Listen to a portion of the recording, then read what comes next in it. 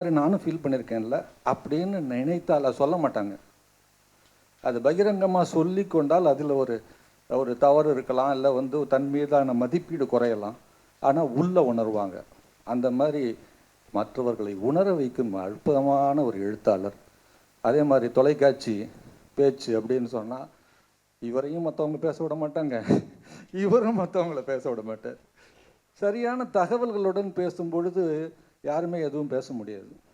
தான் சார்ந்திருக்கும் அணிக்காக, தான் சார்ந்திருக்கும் கட்சிக்காக சின்சியராக, சும்மா இந்த நிகழ்ச்சிக்கு போனோமே வந்தோமேன்னு இல்லாமல் ரொம்ப சின்சியரமாக தன்னுடைய வாதங்களை எடுத்து வைக்கக்கூடிய அதே போல் ஒரு நல்லதொரு ஒரு பதிப்பாளரும் கூட. தன்னுடைய படைப்புகள் மட்டும் அல்லாமல் எவ்வளவோ எழுத்தாளர்களை உருவாக்கியவர்.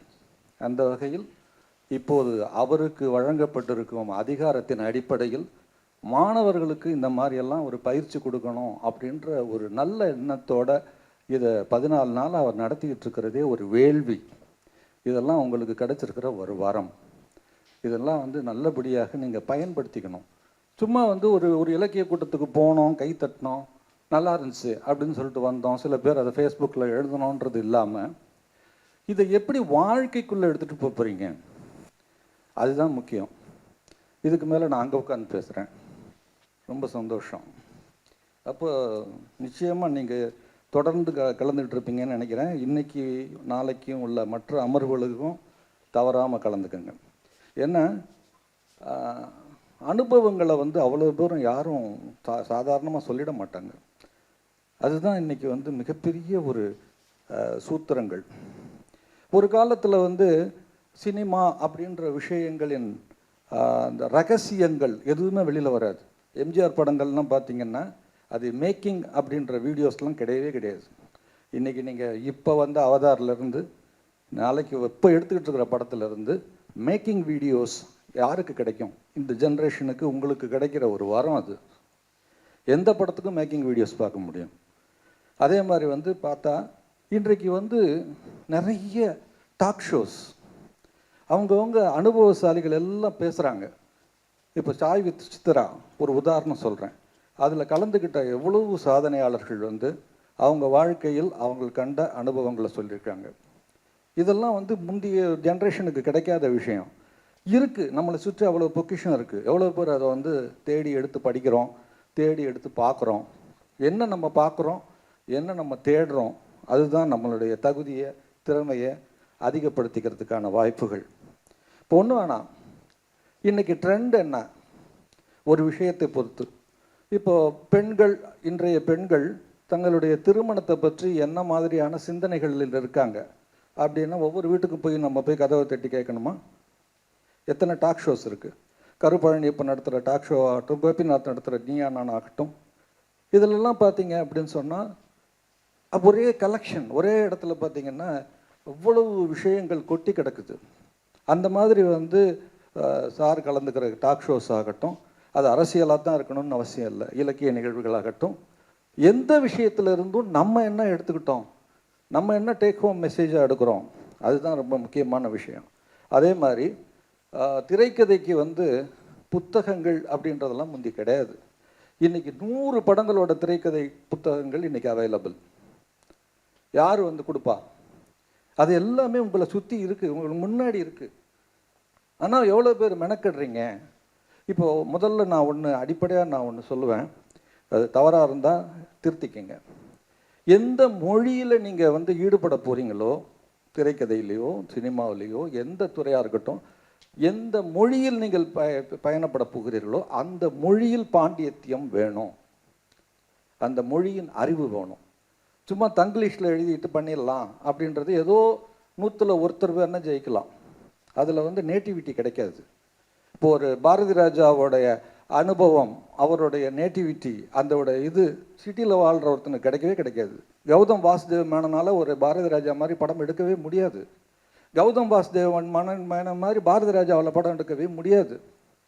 ஏன்னா இவங்களோட எக்ஸ்போஷர் வேறு, அவரோட எக்ஸ்போஷர் வேறு. ஸோ எல்லாமே இங்கே அவைலபிளாக இருக்குது.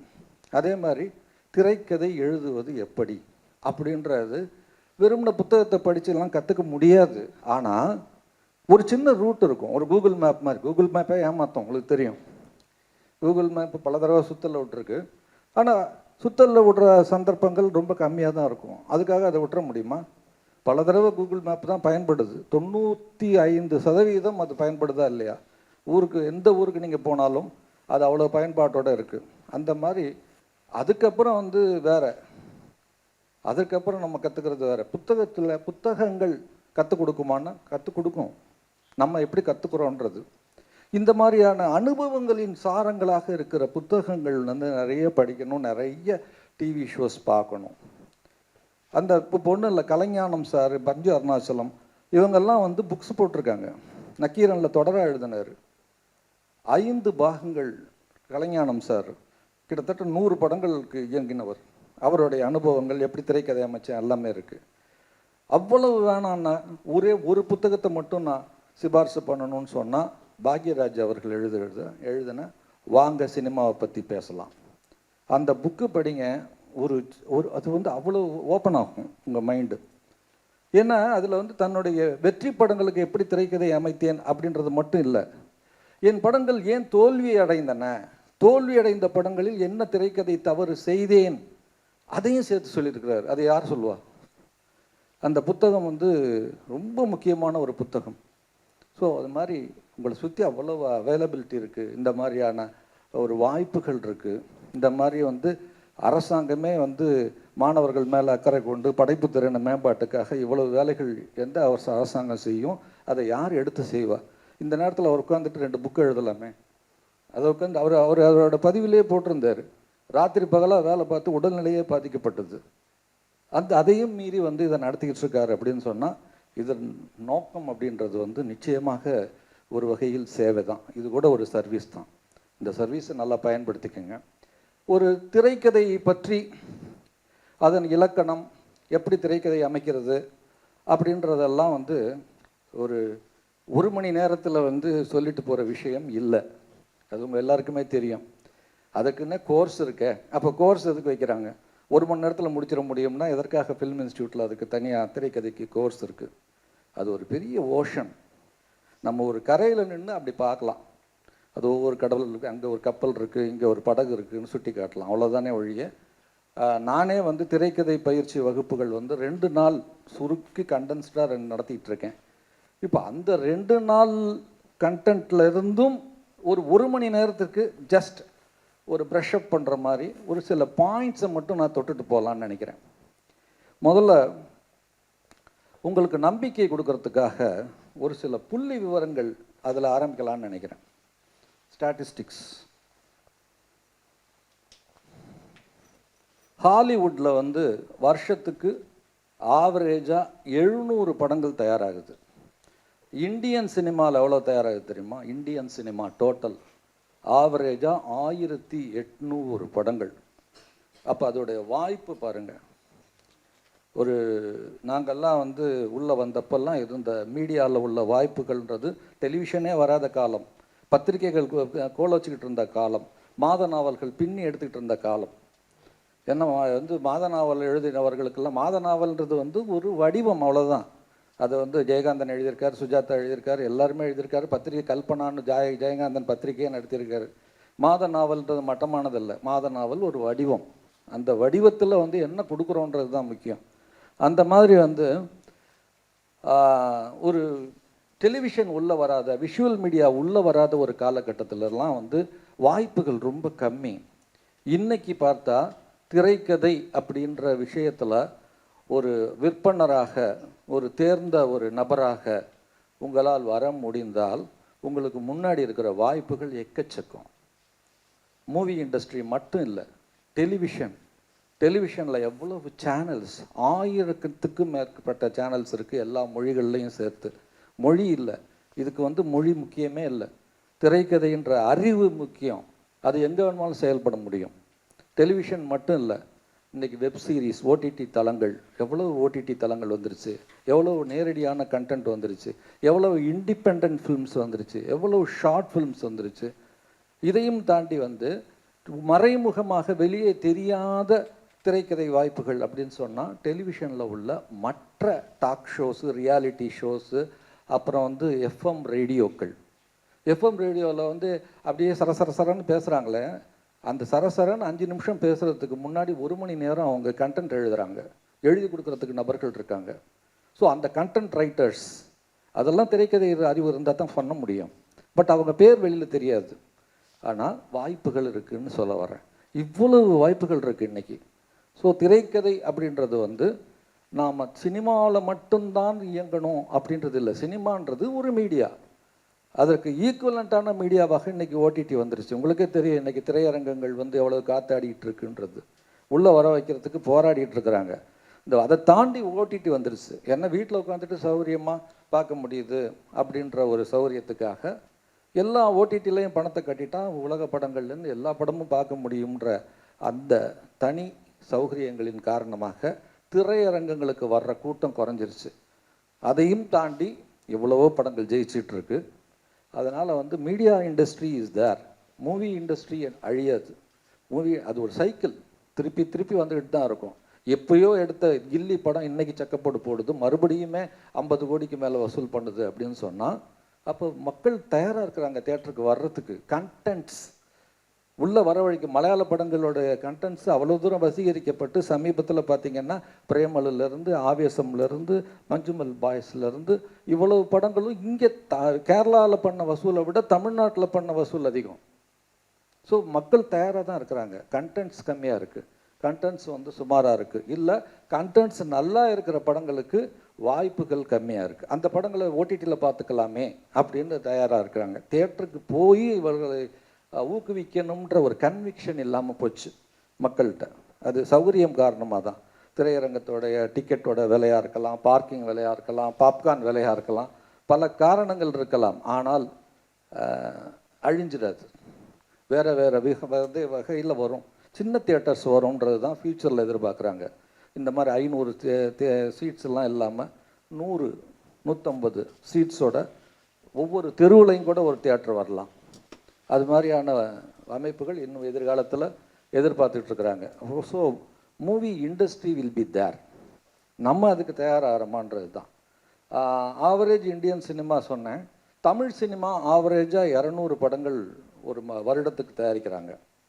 Total box office collection India சினிமாவில் எவ்வளோ தெரியுமா? 190 பில்லியன். 19,000 கோடி பணம் இதில் புழங்குது. Box office collection. அதாவது நம்ம சினிமா வந்து கம்மியாயிடுச்சு, உள்ளே வர்றவங்க கம்மியாக இருக்காங்க அப்படின்னு பேசிகிட்டு இருக்கிற இந்த காலகட்டத்திலேயே 19,000 கோடி அப்படின்னா இதோடைய அவென்யூஸ் ஜாஸ்தி ஆகிடுச்சு. முந்தி வந்து இந்த சேட்டிலைட் ரைட்ஸ் கிடையாது, ஓடிடி ரைட்ஸ் கிடையாது, ஃபாரின் ரைட்ஸ் கிடையாது. அப்போ எஃப்எம்எஸ் அப்படின்றது வந்து ஒரு மலேசியா, சிங்கப்பூர், ஃப்ரான்ஸ் அப்படின்னு ஒரு 3-4 நாடுகளுக்கு மட்டும்தான் போகும். இன்றைக்கி குட்டி குட்டி நாடுகளுக்கெல்லாம் போகுது. ஒரு படம் தயாரிக்கப்படும் பொழுது அது வந்து வெப்சீரிஸ் அதில் மாதிரியே இன்றைக்கி வந்து ஓடிடி தளங்களில் 5 லாங்குவேஜில் இன்றைக்கி டப்பிங் பண்ணி தான் கொடுக்க சொல்கிறாங்க. ஸோ வந்து ஹிந்தி, தமிழ், தெலுங்கு, கன்னடம், மலையாளம், எந்த படமாக இருந்தாலும் மலையாளத்தில் வந்து ஒரு படத்தை அவங்க வந்து ஓடிடி கொடுத்தாலும் இந்த 5 லாங்குவேஜ் இன்றைக்கு அது நிபந்தனை ஆயிடுச்சு. 5 லாங்குவேஜில் டப்பிங் செய்து தான் ஒரு படத்தை ஓடிடியில் கொடுக்க வேண்டும். அப்படின்றப்ப எங்கெல்லாம் போகுதுன்னு பாருங்கள், அதோட ரீச்சபிலிட்டி பாருங்கள். இப்போ நைஜீரியாவில் இருக்கிற ஒருத்தர் வந்து ஓடிடியில் பார்க்க முடியுதுல்ல, அதே மாதிரி துபாயிலெல்லாம் வந்து தியேட்டரில் போய் பார்த்து கொண்டாடுகிற கூட்டம் அதிகமாகிடுச்சு. சிங்கப்பூர், மலேசியாவிலெல்லாம் வந்து மற்ற லாங்குவேஜ் ஃபிலிம்ஸை வந்து அவ்வளவு கொண்டாடுறாங்க. அதை தாண்டி இன்னும் எவ்வளோ அவென்யூஸ்னு யோசிச்சு பாருங்கள். விமான பயணத்தில் எல்லா விமான சர்வீஸும் விலை கொடுத்து வாங்குறாங்க, விலை கொடுத்து தான் வாங்க முடியும். அப்போ வந்து அந்த பயணங்களில் நீங்கள் ஜஸ்ட் லைக் பார்க்குற படங்கள், சூஸ் பண்ணுற படங்கள், அதுக்கான ரைட்ஸு இப்போ பார்த்தீங்கன்னா இவ்வளவு வாய்ப்புகள் இருக்குது. ஸோ ஒரு மூவி அப்படின்றது வந்து சரியாக எடுக்கப்பட்டால் அது நிச்சயமாக லாபம் பார்க்கலாம், திறமையாக திட்டமிட்டால். இந்த மேஜராக 5 லாங்குவேஜ் தான் வந்து இந்தியன் சினிமாவில் கான்ட்ரிபியூட் பண்ணுது. Hindi 44%, Tamil 13%, Telugu 13%, Malayalam 5%, Kannada 5%, all other languages 20%, Marathi, Assamese, அது இதுன்னு சொல்லிட்டு மற்றதெல்லாம். ஸோ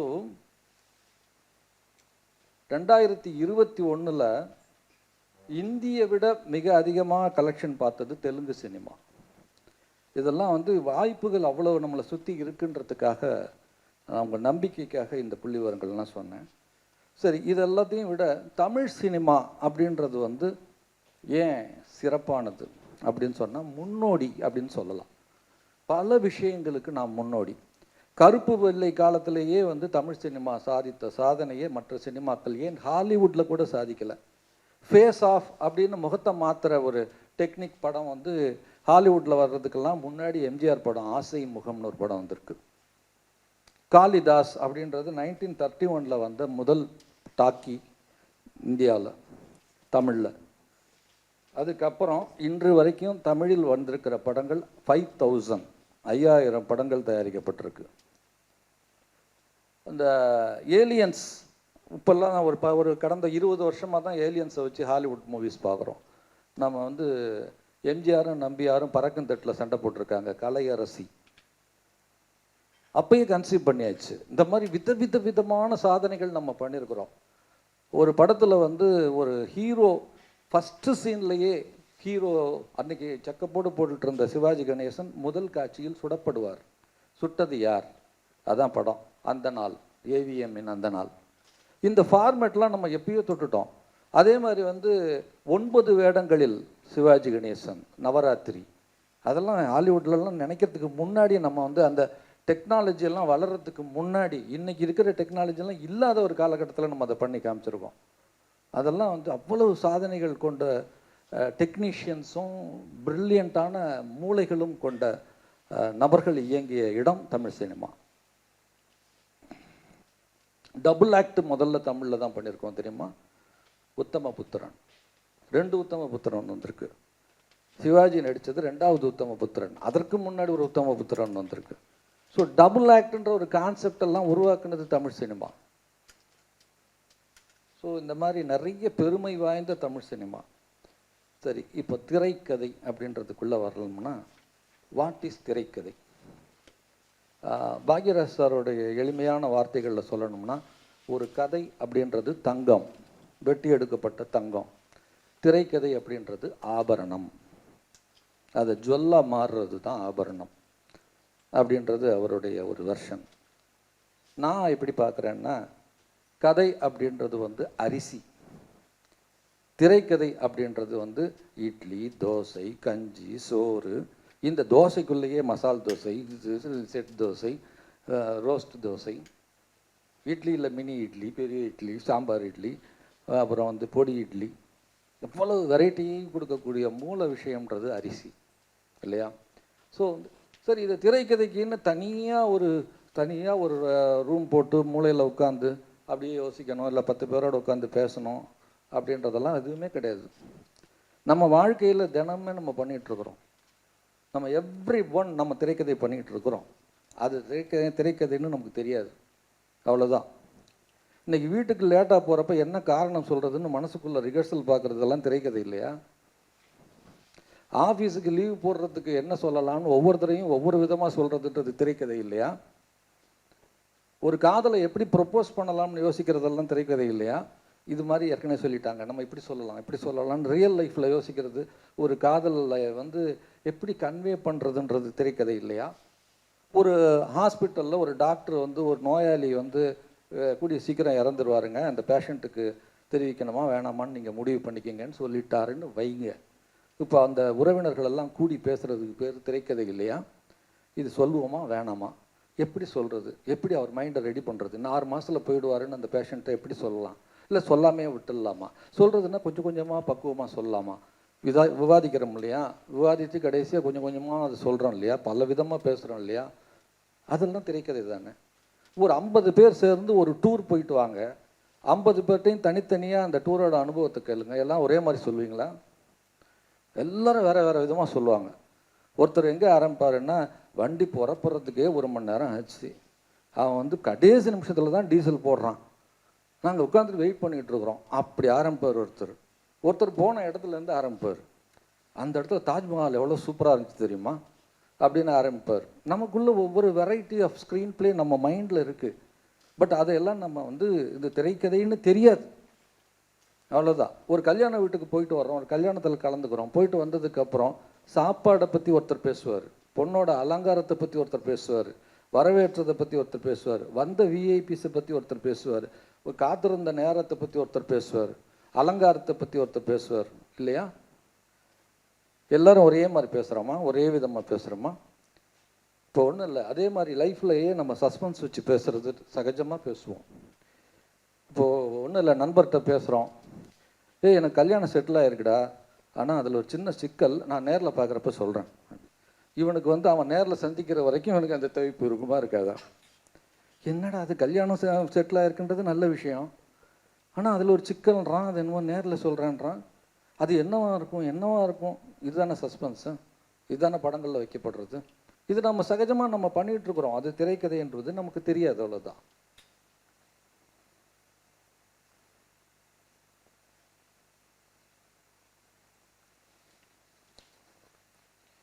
கதையாகட்டும் திரைக்கதையாகட்டும் பேசிக்காக 4 வகையான ஒரு பிரிவு இருக்குங்க. ஒரு பார்ட்ஸ், 4 பார்ட்.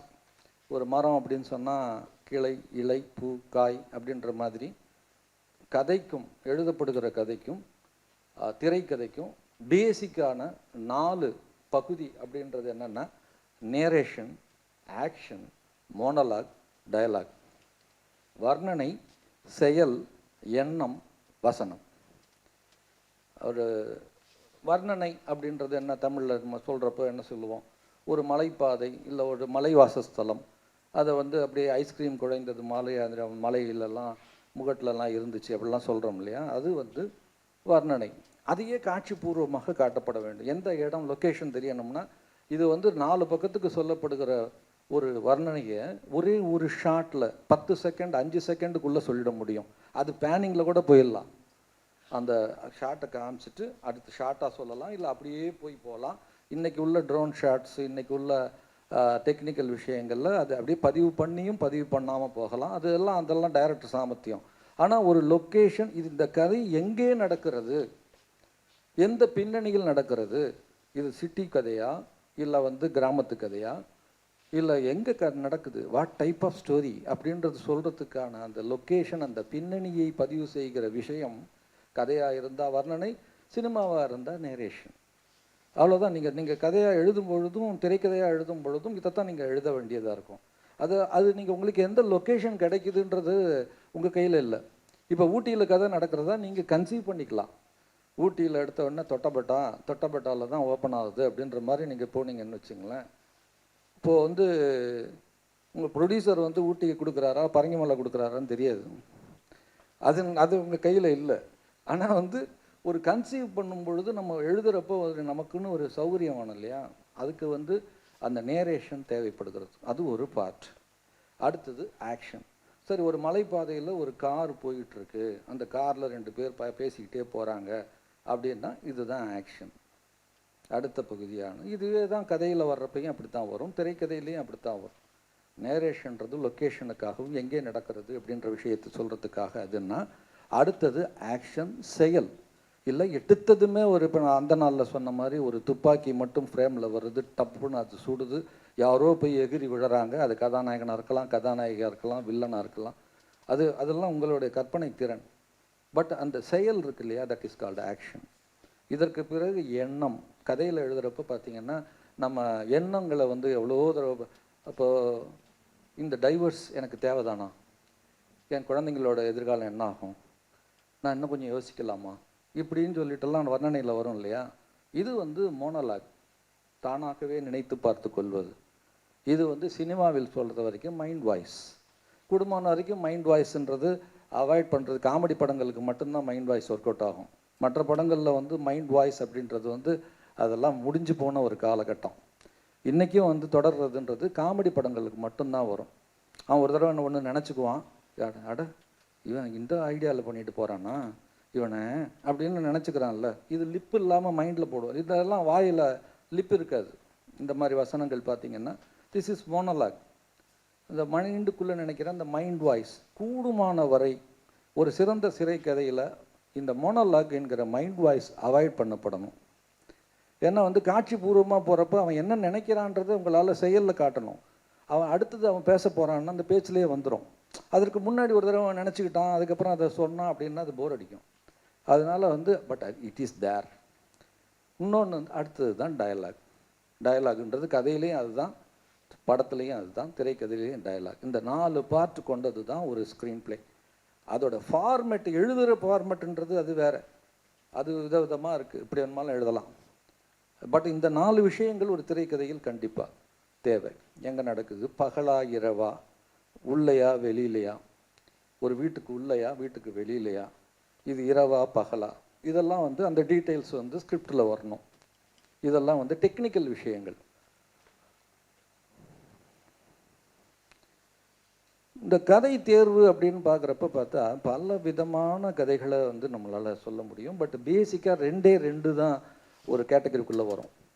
ஒன்று கற்பனை, இன்னொன்று உண்மையும் கற்பனையும் கலந்தது. இந்த 2 கேட்டகரிக்குள்ளே கொண்டாந்துடலாம். கற்பனைன்றது இப்போ வந்து முழுக்க முழுக்க வந்து இப்போ இந்த ஏலியன்ஸ்லாம் வச்சு பண்ணுறது, அந்த மாதிரியான விஷயங்கள், நடைமுறையில் சாத்தியமே இல்லாத விஷயங்கள், நடக்காத சம்பவங்கள், இந்த மாதிரியான விஷயங்கள் இருக்கு இல்லையா, அதெல்லாம் வந்து ஒரு கற்பனை, முழுக்க கற்பனையில் செய்யப்படுகிற ஒரு படங்கள். ஜாஸ் ஆகட்டும், அப்புறம் ஜுராசிக் பார்க் ஆகட்டும், இதெல்லாம் வந்து ஒரு கற்பனையான ஒரு உலகத்தை சிருஷ்டித்து பண்ணுற ஸ்டார் வார்ஸ் ஆகட்டும், அந்த மாதிரியான படங்கள். பட்டு பெரும்பாலான படங்கள் கற்பனையும் உண்மையும் கலந்து தான் இருக்கும். உண்மை சம்பவத்தின் ஒரு சம்பவமாக இருக்கலாம், இல்லை ஒருத்தரோட வரலாறாகவே இருக்கலாம். இப்போ நாயகன் அப்படின்னு எடுத்தால் அது வரராஜ முதலியார்னு மாபேல இருந்த ஒரு தாதாவுடைய கதை. அது கதைன்னு நேரடியாக தெரியாமல் செய்யப்பட்டது. இருவர் அப்படின்னு எடுத்துக்கிட்டிங்கன்னா, இருவர் வந்து உங்களுக்கே தெரியும், கலைஞர், எம்ஜிஆர், அந்த பீரியடில் இருந்த அவர்களுக்குள் இருந்த அந்த நட்பு, ஈகோ, அந்த அரசியல் பின்னணி, இதை பின்னணியாக வச்சு அத்தனையுமே உண்மை சம்பவங்களை வைக்கல. அதற்கப்புறம் கற்பனை சேர்க்கப்பட்டது. உண்மையும் கற்பனையும் கலந்து தான் பல படங்கள் வரும். பல படங்களில் வந்து அந்த டைரக்டர் வந்து இந்த சம்பவம் நான் எங்கேருந்து இன்ஸ்பயர் ஆனேன்னு சொல்லணும்னு அவசியம் இல்லை சொல்லாமல் இருக்கலாம். பட்டு ஒரு ஆதாரம் இருக்கும். ஒரு தீரன் அதிகாரம் அப்படின்றது வந்து ஒரு உண்மை சம்பவம் தான். எப்படி ஒரு கேஸை வந்து கிராக் பண்ணாங்க அப்படின்ற ஒரு உண்மை சம்பவத்தின் அடிப்படையிலேருந்து தான் அது வந்தது. அதே மாதிரி காப்பி கேட்ஸ் அப்படின்றதெல்லாம் வந்து ரொம்ப அதிகமாக அமெரிக்காலெல்லாம் நடந்தது. அதாவது ஒரு கொலைகாரன் ஒரு பீரியடில் கொலை பண்ணி முடிச்சிடுவான், சீரியல் கில்லர். ஒரு 15 வருஷம் கழித்து அதே மெத்தடில் கொலைகள் நடக்கும். அதை காப்பி கேட்ஸும்பாங்க. அதை மையமாக வச்சு தான் நாங்கள் இமைக்கா நொடிகள் படம் பண்ணோம். நான் எழுதின படம் அது அந்த மாதிரி உண்மை சம்பவத்தில் வந்து இப்போ எஸ்பிஜி ஸ்பெஷல் ப்ரொடெக்ஷன் குரூப் அவங்க பண்ணுகிற தியாகங்கள், அப்படி நடந்த ஒரு உண்மை சம்பவத்தின் விதையாக வச்சு தான் காப்பான் படம், சூர்யா நடித்த காப்பான் படம், அது என்னுடைய கதை. அந்த கதையில் அதில் திரைக்கதை நானும் கேவி ஆனந்தும் பண்ணோம், டயலாக் நான் பண்ணேன். ஸோ இப்படி வந்து நிறைய படங்கள் வந்து சொல்லலாம், சொல்லாமல் இருக்கலாம். ஆனால் வந்து ஒரு உண்மை சம்பவம் தான் ட்ரிகர் பண்ணும். அந்த உண்மை சம்பவத்தின் அடிப்படையில் எடுக்கப்பட்ட படங்கள் பார்த்திங்கன்னா நிறைய சொல்லலாம். டைட்டானிக் உண்மை சம்பவம் தானே, சூரரை போற்று உண்மை சம்பவம், விசாரணை, அறம், இதெல்லாமே வந்து அந்த உண்மையாக நடந்தமா ஒரு குழந்தைய எடுக்கிறதுக்கு எவ்வளோ கஷ்டப்பட்டாங்க அப்படின்றத அதை ஒரு புனை கதையாக பண்ணும்பொழுது ஒரு சுவாரஸ்யம் சேர்த்து அதில் அதிகார வர்க்கத்துக்கும் அந்த மனசாட்சி உள்ளவர்களுக்கும் நடுவில் நடக்கிற ஒரு போராட்டத்தை எவ்வளோ சுவாரஸ்யமாக சொல்ல முடியுன்றது தான் திரைக்கதை பலம். பட் வெறும்னு அதை எடுத்திருந்தால் டாக்குமெண்ட்ரி, அதுக்கு ஒரு சுவாரஸ்யம் சேர்க்கப்படுறது தான் சுவாரஸ்யமான திரைக்கதை. அதே மாதிரி எழுதப்பட்ட கதைகள்லேருந்து கிட்டத்தட்ட 100 படங்கள் வந்திருக்கு. உங்களுக்கு அதிகமாக எவ்வளோ பேர் வந்து எவ்வளோ பிளாக் அண்ட் ஒயிட்லாம் பார்த்தீங்கன்னு தெரியாது எனக்கு. எவ்வளோ பேர் வந்து இப்போ பார்த்தீங்கன்னா முத்துராமன் ஜெயசங்கர்னா நிறைய பேருக்கு தெரியவே மாட்டேங்குது. உங்களுக்கு தெரியுமா முத்துராமன் ஜெயசங்கர்? எத்தனை பேருக்கு தெரியும்? கை தூக்குங்க. முத்துராமன் ஜெயசங்கர் இவ்வளவுதானா? 100 படங்களுக்கு மேலே நடித்தவங்க. எனக்கு வந்து எனக்கு ஷாக்கிங். 4-5 பேருக்கு தான் சார் தெரியுது. அப்போது இது உங்கள் தவறு இல்லை, நீங்கள் வேறு ஜென்ரேஷனில் இருக்கீங்க. உங்களுக்கு அரவிந்த சாமியிலேருந்து இல்லை அனிருத்திலேருந்து தான் ஆரம்பிக்குது. ஏஆர் ரகுமான் கூட முடிஞ்சு போச்சுன்னு நினைக்கிறேன் ஜென்ரேஷன். ஆனால் நம்ம வரலாறு பார்க்கணும் இல்லையா? இப்போ இந்தியாவின் வரலாறு நமக்கு முக்கியமாக இல்லையா? இந்த தமிழ்நாட்டின் அரசியல் வரலாறு நமக்கு முக்கியம் இல்லையா? அப்போ நாம் இயங்க விரும்புகிற சினிமாவின் வரலாறு ஒரு நூற்றாண்டு தானே. இப்போ இந்தியாவின் வரலாறுன்னு எடுத்துக்கிட்டால் நிறைய நூற்றாண்டுகள் படிக்கணும். ஆனால் ஒரு சினிமாவின் நூற்றாண்டு ஒரு நூற்றாண்டு தானே ஆயிருக்கு, இன்னும் ஒரு நூற்றாண்டை தொடலையே. அப்படி இருக்கிறப்ப வந்து நல்ல படங்கள் பார்க்கலாமே. நிறைய பேருக்கு எல்லா படமும் பார்க்க வேண்டியதில்லை, பட் தேர்ந்தெடுத்த படங்கள், பழைய படங்கள், அது எல்லாம் இப்போ இருக்கே, கிளாசிக் சினிமாஸ் இல்லை அவைலபிளாக இருக்கே.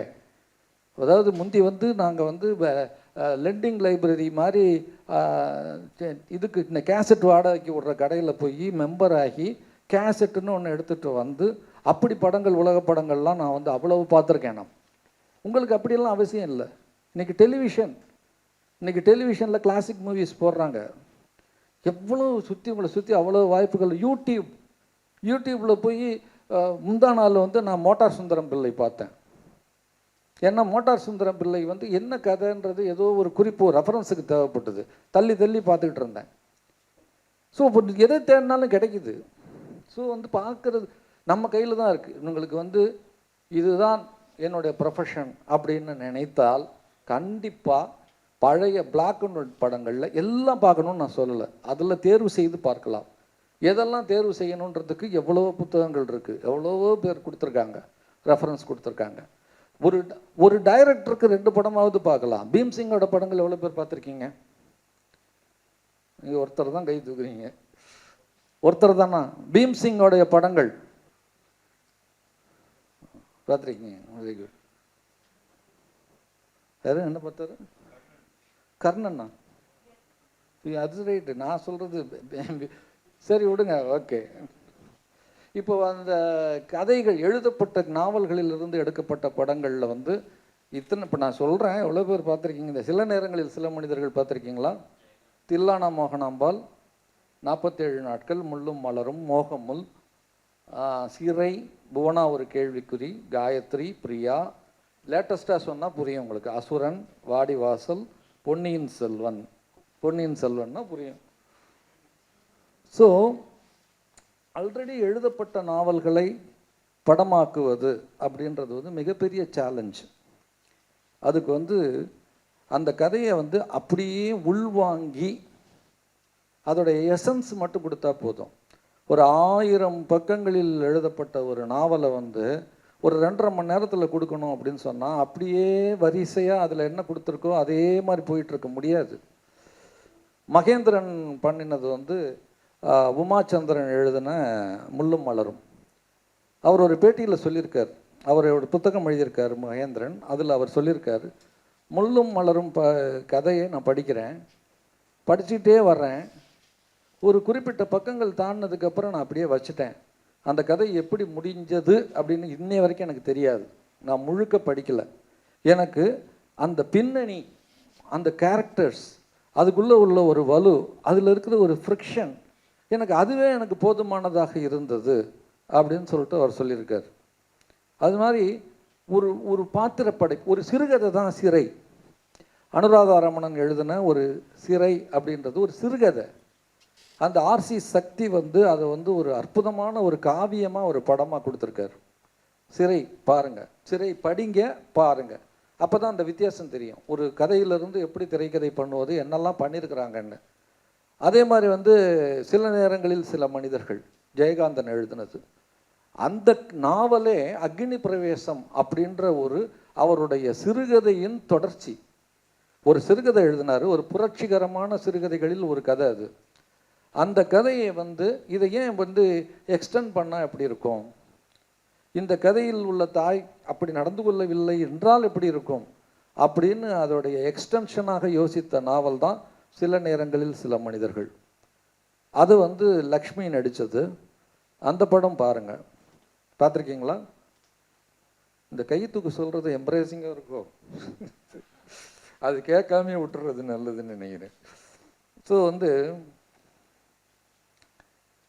அந்த மாதிரி எந்த கதையை வேணுமாலும் எடுக்கலாம். ஆனால் அதை நம்ம பாயிண்ட் ஆஃப் வியூன்னு ஒன்று இருக்குது.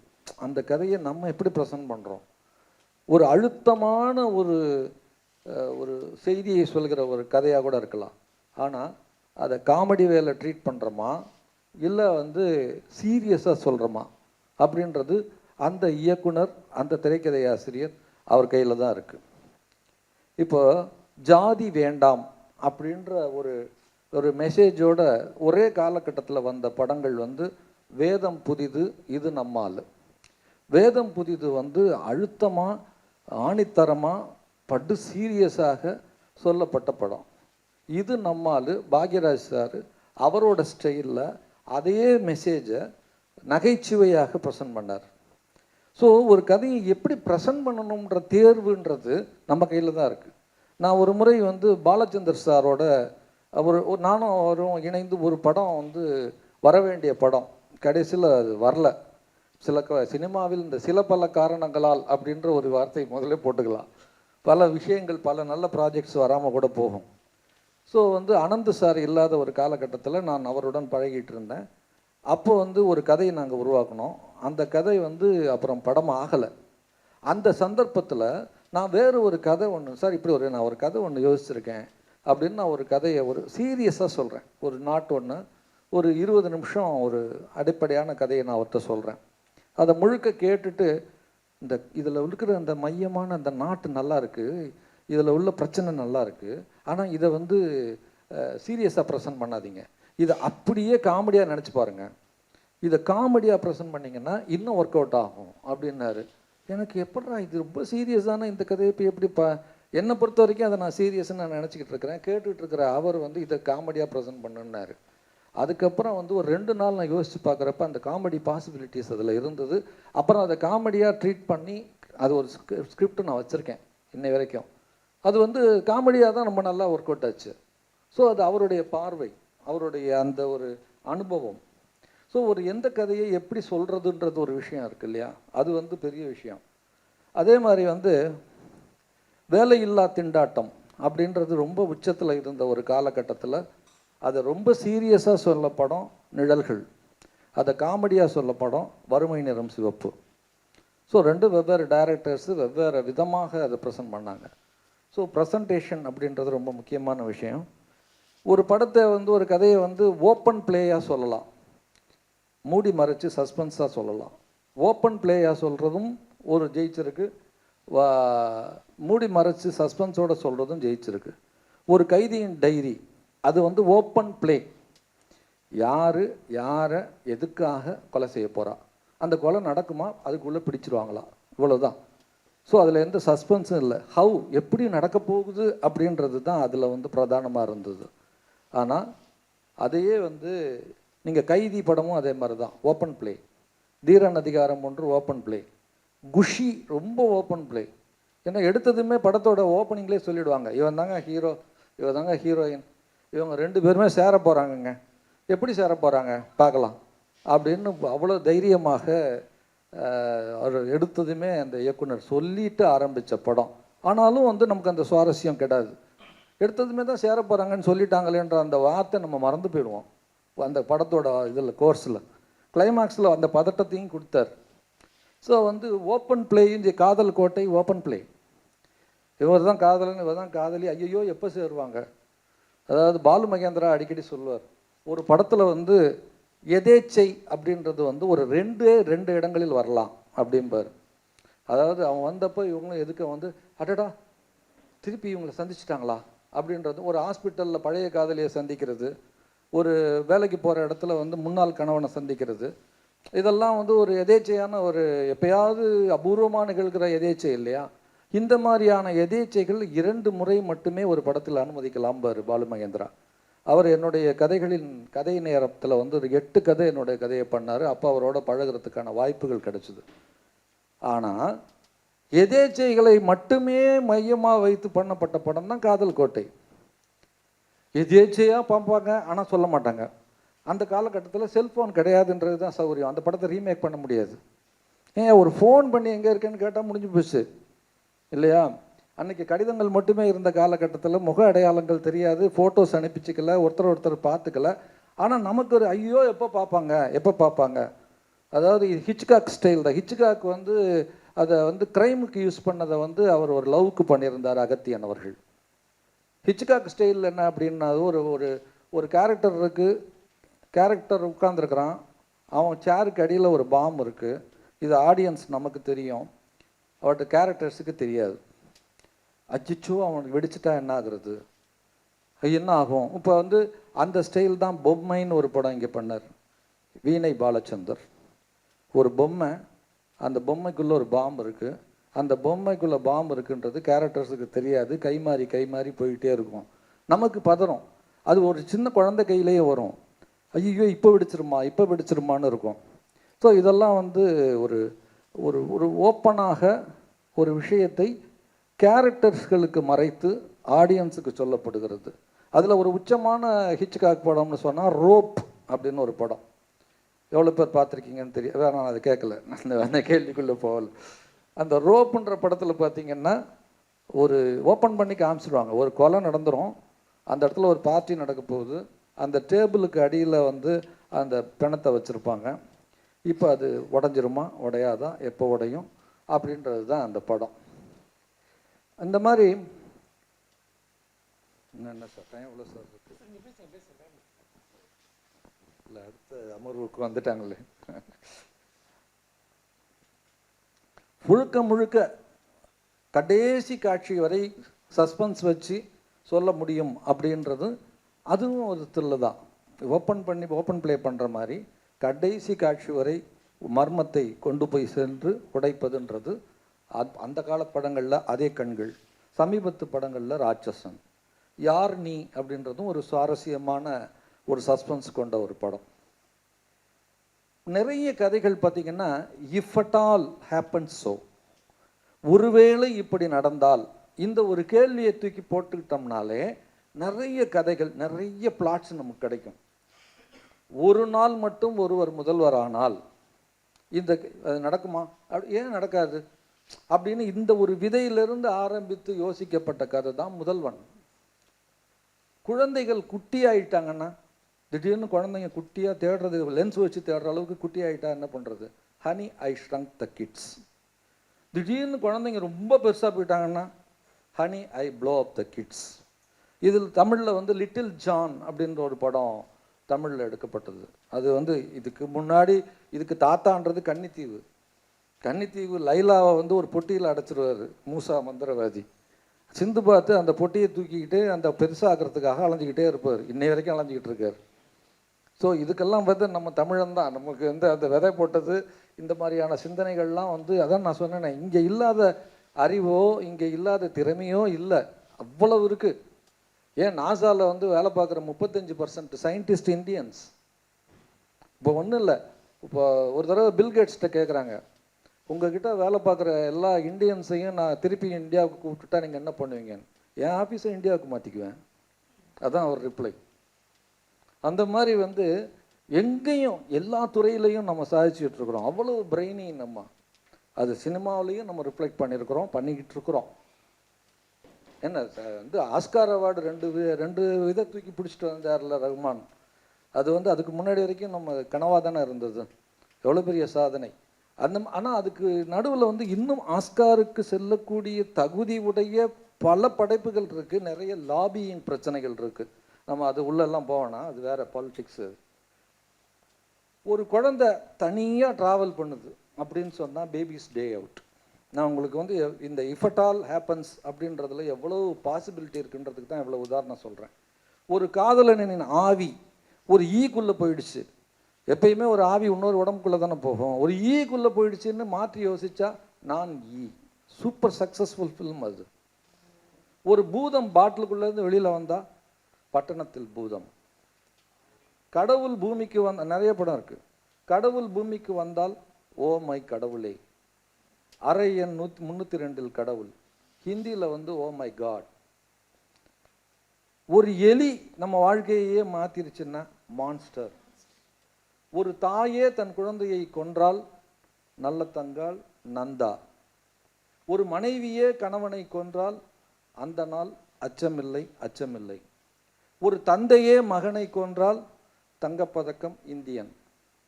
காதலுக்காக ஒரு குழந்தையை ஹீரோயின் தாண்டினால் முந்தானை முடிச்சு. கோயில் உண்டியலில் குழந்தை விழுந்து விட்டால் பாளையத்து அம்மன். வயது வித்தியாசத்தில் காதலித்தால் முதல் மரியாதை, அபூர்வ ராகங்கள், விடுகதை, சோன். ஒரு பணக்காரன் பிச்சைக்காரனாக வாழ நேர்ந்தால் பிச்சைக்காரன். ஒரு ஓட்டு வித்தியாசத்தில் ஒரு தேர்தல் முடிவு இருந்தால் மண்டேலா தமிழில் அமீர்கானோட பீப்ளி லைவ், அதுக்கு எல்லாத்துக்கும் மூலம் அப்படின்றது ஸ்விங் ஓட் அப்படின்றது. அதே மாதிரி வந்து ஒரு பிரச்சனையில் அந்த காரண காரியத்தை மட்டும் மாற்றினாலே வேற கதையாக மாறும்.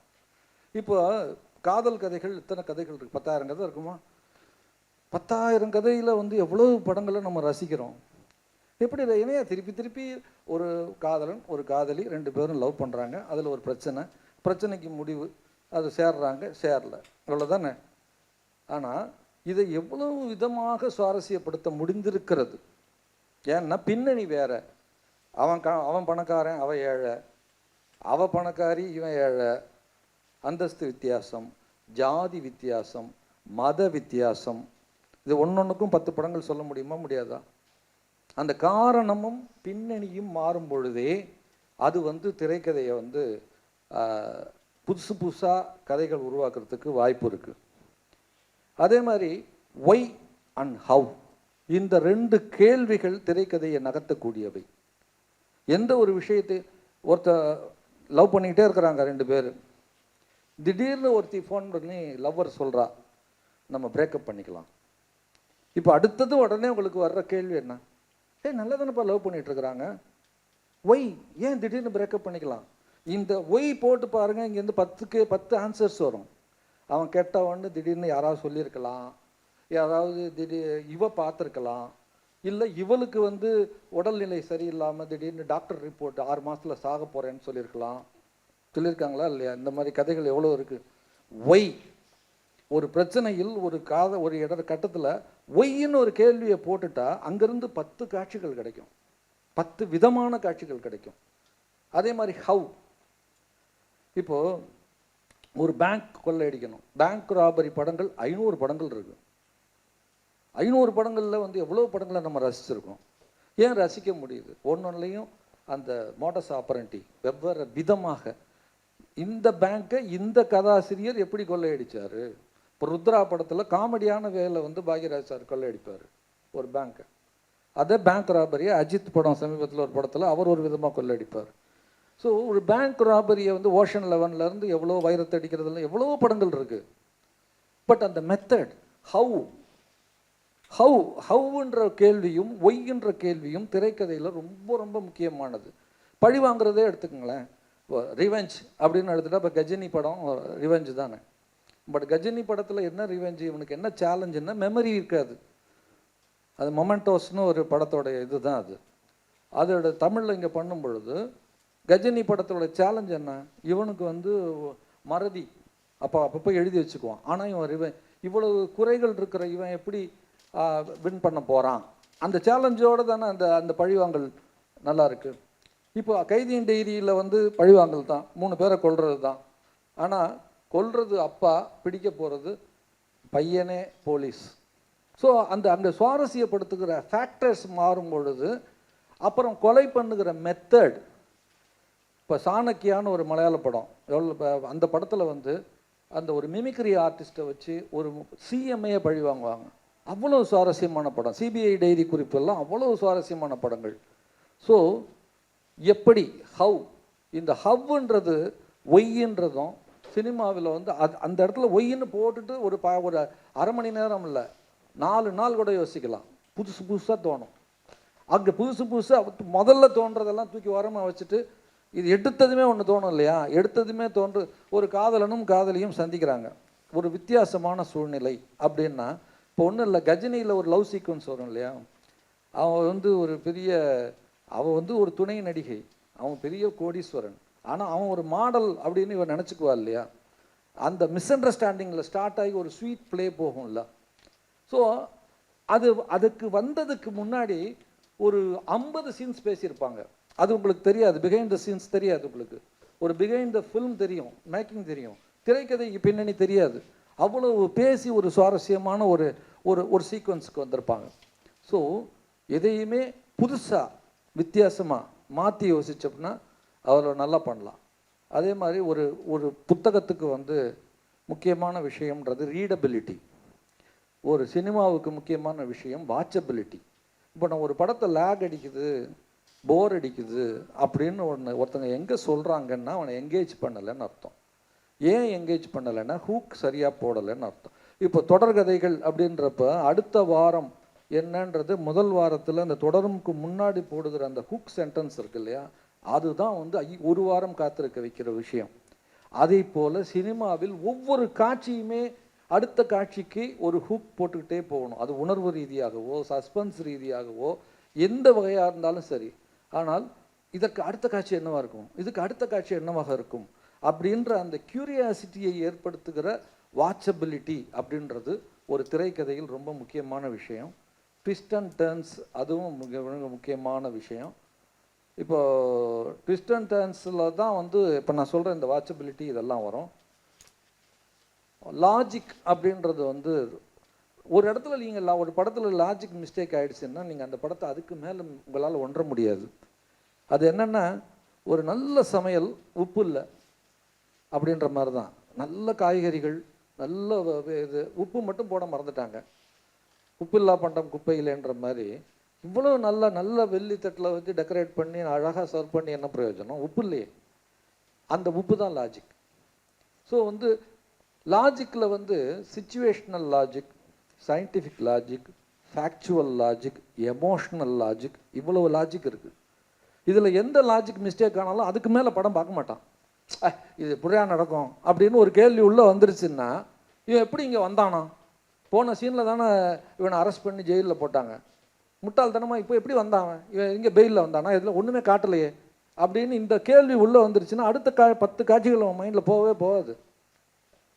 இப்போ வந்து விதின்ற படத்தில் வந்து தன்னை கெடுத்துட்டான், என் வயிற்றில் வளர்கிற குழந்தை வந்து இந்த இவன் தான் கொடுத்ததுன்னு சொல்லிட்டு அதை நிரூபிக்கிறதுக்காக போராடுவாள் கதாநாயகி. அதான் விதி படம். அந்த படத்துக்கு இன்னைக்கு பண்ண முடியுமா? இன்னைக்கு பார்த்தீங்கன்னா டிஎன்ஏ டெஸ்ட் எடுத்துகிட்டு வாடா அப்படின்னு ஃபஸ்ட்டு சீன்லேயே சொல்லிட்டா முடிஞ்சு போச்சு. உன்னோட டிஎன்ஏயும் அந்த பொண்ணோட வயிற்றில் வளர்கிற ஃபீட்டஸோட டிஎன்ஏ எடுத்து பாருன்னா ஒரு மணி நேரத்தில் ஜட்ஜு சொல்லிடலாம் உன் குழந்தையா இல்லையான்னு. So we cannot remake that. இப்போ அதே மாதிரி நான் வந்து கலாச்சார ரீதியான லாஜிக்கு கூட நான் வந்து ஒரு ஒரு ஒரு ஒரு மாதத்துக்கு முன்னாடி பாக்யராஜ் சார்கிட்ட நான் ஆர்கியூ பண்ணிகிட்டு இருந்தேன். சார் அந்த 7 நாட்கள் இன்றைக்கி எடுக்க முடியாது சார், ரீமேக் பண்ண முடியாது சார், நான் ஆர்கியூ பண்ணுறேன். இல்லை சார் அப்படின்றார் அவர். இல்லை சார் எமோஷன் என்றைக்குமே ஒன்று தான் சார். இல்லை சார் எமோஷன் என்றைக்குமே ஒன்று தான் சார். ஆனால் இன்றைக்கி உள்ள ட்ரெண்டு அப்படின்றது தாலிக்கு இன்றைக்கி எவ்வளோ பேர் மரியாதை கொடுக்குறாங்க, இன்றைக்கி உள்ள விஷயங்கள் வந்து நான் அப்படி பார்க்கல சார். ஏன்னா வந்து இன்றைக்கி நைட்டு தூங்குறப்ப குத்துதுன்னு சொல்லிட்டு கழட்டி ஆணியில் மாற்றி படுக்கிற பெண்கள் அதிகமாக இருக்காங்களா இல்லையா? அது உண்மையை மனசை ஒத்துக்கணும். தாலின்ற விஷயத்துக்கு அவ்வளோ மரியாதை கிடையாது. தாலியே இல்லாமல் சேர்ந்து வாழலையான்னு லிவிங் டுகெதர் கல்ச்சர் வந்துருச்சு இந்த காலகட்டத்தில். இப்போ வந்து தாலியை கழட்டி வை, அந்த தாலியை அறுத்துட்டு வா அப்படின்றது தான் கிளைமாக்ஸ். அப்போயே அந்த படத்தில் வெற்றி பெற்ற அந்த படத்திலேயே அவருக்கே ஒரு தயக்கம் இருந்ததுனால தான் இது சற்றே ஓல்டு கிளைமாக்ஸ் பட் கோல்டு கிளைமாக்ஸ்னு ஒரு டயலாக் வச்சுருப்பார். போல்ட் ஆஃப் கிளைமாக்ஸை முடிக்க வேண்டியது தானே, அதுக்கு ஒரு சப்பக்கட்டு வந்து இது குறைச்சி old climax but gold climax அப்படின்னு இருப்பார். ஸோ அந்த படத்தை இன்றைக்கி ரீமேக் பண்ணால் அந்த கிளைமாக்ஸ் வைக்க முடியாதும்ப. அந்த படத்தை ரீமேக் பண்ணலாம், அந்த கிளைமாக்ஸ் வைக்க முடியாது. ஒருவேளை இப்போ அம்பிகா என்ன சொல்லுவான்னா, லூஸு இது செயின் தாயா, இது தாலியெல்லாம் நான் எப்போயோ கழட்டி எப்போ வந்து உன் அட்ரஸை கொடுத்து தேட சொன்னனோ அன்னைக்கே நான் கழட்டி வச்சுட்டேன், இந்த பார் இது வெறும் செயின் அப்படின்னு எடுத்து காட்டலாம். இல்லைன்னா வந்து இவர் சொன்ன மாதிரி இவரே போய் அறுக்கலாம், யார் ராஜேஷே அறுக்கலாம். இதுதானே பிரச்சனை, அவள் தாலி கழட்டி வச்சுட்டு வரணும் அவ்வளோதானே உனக்கு அப்படின்னு ராஜேஷே போய் கழட்டி வைக்கலாம். இந்த மாதிரி 100 விதமான கிளைமாக்ஸ் இன்றைக்கி கொடுக்க முடியும். அது இன்றைக்கி அக்செப்டபுளாக இருக்கும். அந்த கிளைமாக்ஸ் இன்றைக்கி அக்செப்டபுளாக இருக்காதுன்றது என்னோடய கருத்துங்க. ஏன்னா வந்து ட்ரெண்டுன்றது ஒன்று இருக்கு இல்லையா, இன்றைக்கு மனநிலைன்றது ஒன்று இருக்கு இல்லையா. இப்போ ஒரு காலகட்டத்தில் வந்து விவாகரத்துக்கு போன பெண்கள்ன்றது குடும்ப பிரச்சனைக்காக உடனடியாக கோர்ட்டுப்படி ஏறி இருக்காங்களா? இன்றைக்கி 10வது நாள் வந்திருக்காங்க, 10வது நாள் கோர்ட்டுக்கு வந்தவங்கலாம் இருக்காங்க. நான் ஒரு காமெடி ஒன்று படித்தேன்.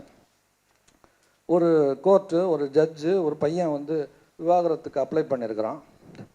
அந்த இதை அப்ளிகேஷனை பார்க்குறாரு.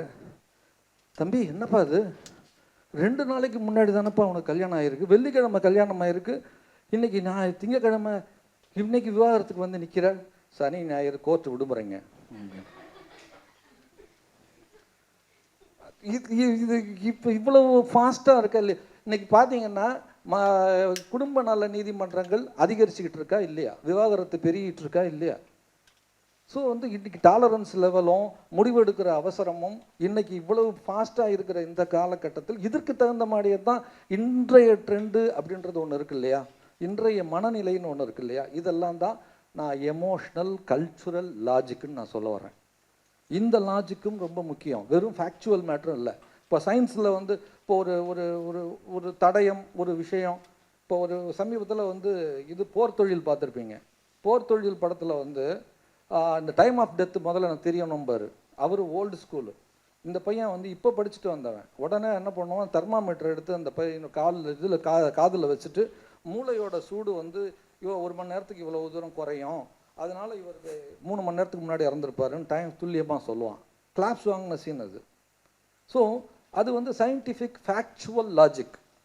ஸோ இன்னைக்கு என்னவோ அட்வான்ஸ்மெண்ட்டோ, ஃபாரன்சிக் லேபு அன்னைக்கு இருந்த ஃபாரன்சிக் லேப் வேறு, இன்னைக்கு உள்ள ஃபாரன்சிக் லேப் வேறு. இன்றைக்கி ஒருத்தரோட யூரின்லேருந்து கூட டிஎன்ஏ டெஸ்ட் எடுக்க முடியும். ஹேர் சாம்பிள் சலைவா மட்டும் இல்லை, ஸ்கின்னுலேருந்து எடுக்க முடியும். ஒருத்தரோட ஸ்கின் டிஷ்யூ மேலே உள்ள தோல் அதுலேருந்து டிஎன்ஏ எடுக்க முடியும். ஸோ டிஎன்ஏ பற்றிய புரிதல் வந்து இன்றைக்கி அவ்வளோ ஆழமாக போயிடுச்சு. ஸோ ஒரு காலத்தில் வந்து டெலிஃபோன் மட்டும்தான், அப்போ மொபைல் இல்லை, சிசிடிவி இல்லை. பரத் சுசிலா என்னோட கதையில் துப்பறிகிறப்ப வந்து யார் வீட்டுக்காவது ஃபோன் பண்ணோம்னா ஒரு வீட்டு கதவை தட்டி எக்ஸ்கியூஸ் மீ ஒரு ஃபோன் பண்ணிக்கிறேன்னு ஃபோன் பண்ணுவார். இப்போ வந்து இப்போலாம் அப்படி பண்ண முடியுமா சொல்லுங்கள்? சிசிடிவியை அவாய்ட் பண்ணுறதுக்காகவே ஸ்க்ரீன் பிளேயில் வந்து ரொம்ப கஷ்டப்பட வேண்டியதாக இருக்குது. நாங்கள் ஒரு இப்போ வந்து ஒரு த்ரில்லர் அப்படின்னு சொன்னால் எங்கே பார்த்தாலும் சிசிடிவி இருக்குது. அப்போ ஃபஸ்ட்டு கொஷின் சிசிடிவியில் வராதா அப்படின்னு கேட்டுருவான். அதுக்கு மிஷ்கின் மாதிரி பதில் சொல்ல முடியாது. மிஷ்கின் ஏன் படத்தில் சிசிடிவி இல்லைங்க, அது வந்து ஒரு ஒரு அது அது வந்து ஒரு என்ன பதில்? அது இது வந்து இது ஒரு ஆணவத்தனமான பதில். இது நீங்கள் லாஜிக் பண்ணியிருக்கணும் இல்லையா? இல்லை பீரியட் படம்னு சொல்லிட்டு போங்க. சிசிடிவிக்கெல்லாம் முந்தைய காலம்னு ஒரு 1976ன்னு சொல்லிட்டிங்கன்னா யாரும் கேள்வி கேட்க போகிறா? இன்னைக்கு உள்ள அறிவோட, இன்னைக்கு உள்ள நாலேஜோட, இன்னைக்கு உள்ள ட்ரெண்டில் இப்போ உள்ள பசங்களுக்கு இப்போ வந்து நீங்கள் லாஜிக் சொல்லாமல் ஏன் படத்தில் சிசிடிவி கிடையாதுன்னு சொல்கிறது வந்து அது தவறான ஒரு ஆன்சர். இது ஃபேஸ்புக்கில் வந்துச்சுன்னு இதுதான் வந்து ஹெட்லைன்ஸ்ன்னு நினைக்கிறேன்.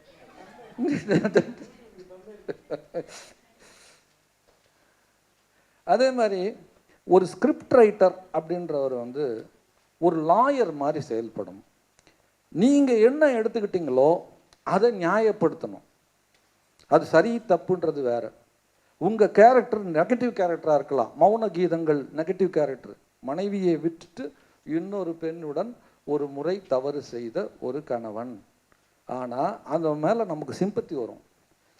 ஏதோ ஒரு தடவை தப்பாகி போச்சு, மன்னிச்சுட்டு போய் தொலையேன் அப்படின்னு ஆடியன்ஸ் சொல்கிற அளவுக்கு அந்த ஸ்க்ரீன் பிளே இருந்ததா இல்லையா? மன்னிக்கலாமே அப்படின்னு தோணுச்சா இல்லையா? பட் அதுதானே பல விவாகரத்துக்கள் காரணம், அடல்ட்ரி தானே காரணம். ஆனால் ஒரு அடல்ட்ரி செய்த ஒரு கணவன், ஆனால் அவன் மேலே சிம்பத்தி வரவழைச்சதுன்றது பாக்யராஜ் சாரோடைய அந்த லாயர்த்தனமான ஸ்க்ரீன் பிளே. அதுதான் வந்து நம்ம எடுத்துக்கிட்டதுக்கு வந்து நியாயமாக இருக்கணும். இப்போ வந்து ஒரு முறைதான் காதல் வரும் அப்படின்னு பூவே உனக்காகல உருகி உருகி சொல்லியிருப்பார். அந்த ஒரு செடியில் ஒரு பூ தான் பூக்கும் அப்படி இப்படின்லாம் வந்து அவ்வளோ சொல்லியிருப்பார். அது கன்வின்சிங்கான இருந்துச்சு. அதே மாதிரி பேரண்ட்ஸை மதிக்கணும், நம்ம காதல் முக்கியம் இல்லை அப்படின்னு சொல்லிட்டு காதலுக்கு மரியாதை இல்லை, அவங்க பிரிஞ்சிருவாங்க. கன்வின்சிங்காக தான் இருந்துச்சு. 2வது முறையும் காதல் வரலாம் அப்படின்ற புன்னகை மன்னனில் சொல்லியிருந்தப்போ அதுவும் கன்வின்சிங்காக தான் இருந்துச்சு. ஸோ ஒரு முறை தான் காதல் வரும்னு சொல்கிறதையும் கன்வின்சிங்காக சொல்லணும், 2வது முறையும் காதல் வரலாம்ன்றதையும் கன்வின்சிங்காக சொல்லணும். ஸோ நம்ம எடுத்துக்கிட்டது 2ஆம் முறையும் காதல் வரலாம்னு சொன்னோம்னா இதுக்கு நீங்கள் உண்மையாக இதுக்கான பாயிண்ட்ஸை பூரா ஒரு லாயர் மாதிரி செய்யணும். அதுதான் வந்து ஒரு லாயர் மாதிரி ஒருத்தர் செயல்படணுன்றது. புதிய பறவை அந்த சிவாஜி கணேசன் அரெஸ்ட் ஆகணும்னு நம்ம நினச்சோமா? வேணாம் தானே நினச்சிருப்போம். ஐயோ என்னையா எமோஷனலாக ஏதோ ஒரு தடவை நடந்து போச்சு அப்படின்றது. ஒரு கொலைகாரன் சிச்சுவேஷனல் மர்டர், அது கொலையா தண்டனையான்றது கோர்ட்டு தீர்மானிக்கணும். ஆனால் ஒரு கொலைகாரனை ஹீரோவாக காமிச்சு அவன் மேலே ஒரு சிம்பத்தி வரவழைத்தது வெற்றிகரமான ஒரு ஸ்க்ரீன் பிளே. புதிய வார்ப்புகள், தாலியை அறுத்து கட்டுறது தான் கிளைமேக்ஸு. கல்யாணமான பொண்ணு, ஆனால் வந்து மிஸ்மேட்ச், சம்பந்தமே இல்லாத ஒரு முரடனுக்கு ஒரு பண்ணையார் வந்து தனக்கு பயன்படுத்திக்கிறதுக்காக கட்ட வச்சிருவார். ஆனால் அது தப்பு அப்படின்றத வந்து அது சரியில்லை அப்படின்றதுனால காதலிச்ச வாத்தியாரே அந்த தாலியை அறுத்து யாரை கிளாப்ஸ் வாங்கின சீன் அது. ரெண்டுமே ஒரே கதாசிரியர். புதிய வார்ப்புகளுக்கும் கதாசிரியர் பாக்யராஜ், அந்த 7 நாட்களுக்கும் கதாசிரியர் பாக்யராஜ். இதுலையும் லாயரா, இதில் வந்து ஒரு கட்சிக்காக வாதாடுறார், இதில் ஒரு கட்சிக்காக வாதாடுறார். தாலியை அறுக்கிறது சென்டிமெண்டலாக தப்பு அப்படின்னு இதில் வாதாடினவர், அறுத்து கட்டலாம் தப்பு இல்லை அப்படின்னு அதில் வாதாடினார். ஸோ நம்ம என்ன எடுத்துக்கிட்டோம், என்ன சொல்ல வர்றோன்றதுக்கு நோக்கி ஒரு லாயர் மாதிரி செய்ய வேண்டியவன் தான் ஒரு திரைக்கதை ஆசிரியர்.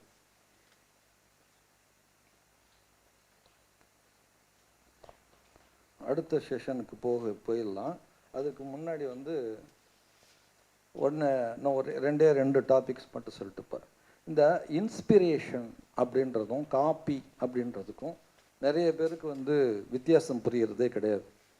இன்ஸ்பயர் ஆவது என்பது வேறு, காப்பி அடிப்பது என்பது வேறு. இப்போது அகிரா குரோசாவாவோட ரோஷ்மான்னு ஒரு படம், ஒரு சம்பவம், அந்த சம்பவத்தை 3 நபர்கள் வேறு வேறு பாயிண்ட் ஆஃப் வியூவில் சொல்லுவாங்க. ஆடியன்ஸுக்கு எதுடா உண்மைன்னு நம்ம கன்ஃபியூஸ் ஆகிட்டே இருப்போம். கடைசியில் ஒரு உண்மையை சொல்லுவாங்க. 3 பாயிண்ட் ஆஃப் வியூ. அந்த ஒரு ஸ்டைலை மட்டும்தான் 100க்கு 100 படத்தில் பாலச்சந்தர் எடுத்துக்கிட்டார். பாயிண்ட் ஆஃப் வியூ, ஒரு சம்பவம், 3 விதமான பாயிண்ட் ஆஃப் வியூ. அதே பாயிண்ட் ஆஃப் வியூவில் கொடுக்கப்பட்டது தான் விருமாண்டி. இப்போ இதெல்லாம் எதுக்குங்க? அந்த நாள் தான் இப்போ நான் முதல்ல உதாரணங்கள் சொன்னது. அந்த நாளும் அதே மாதிரி தான். அந்த நாளில் ஒரே சம்பவம், ஒரு கொலை, அதை பார்த்து விசாரிக்கிறப்ப ஒவ்வொருத்தனும் அவன் பாயிண்ட் ஆஃப் வியூவில் சொல்லிகிட்டு இருப்பான். அதே மாதிரி மௌனம் சம்மதம், நிறைய படங்கள் இருக்குது, நிறைய உதாரணங்கள் இருக்குது.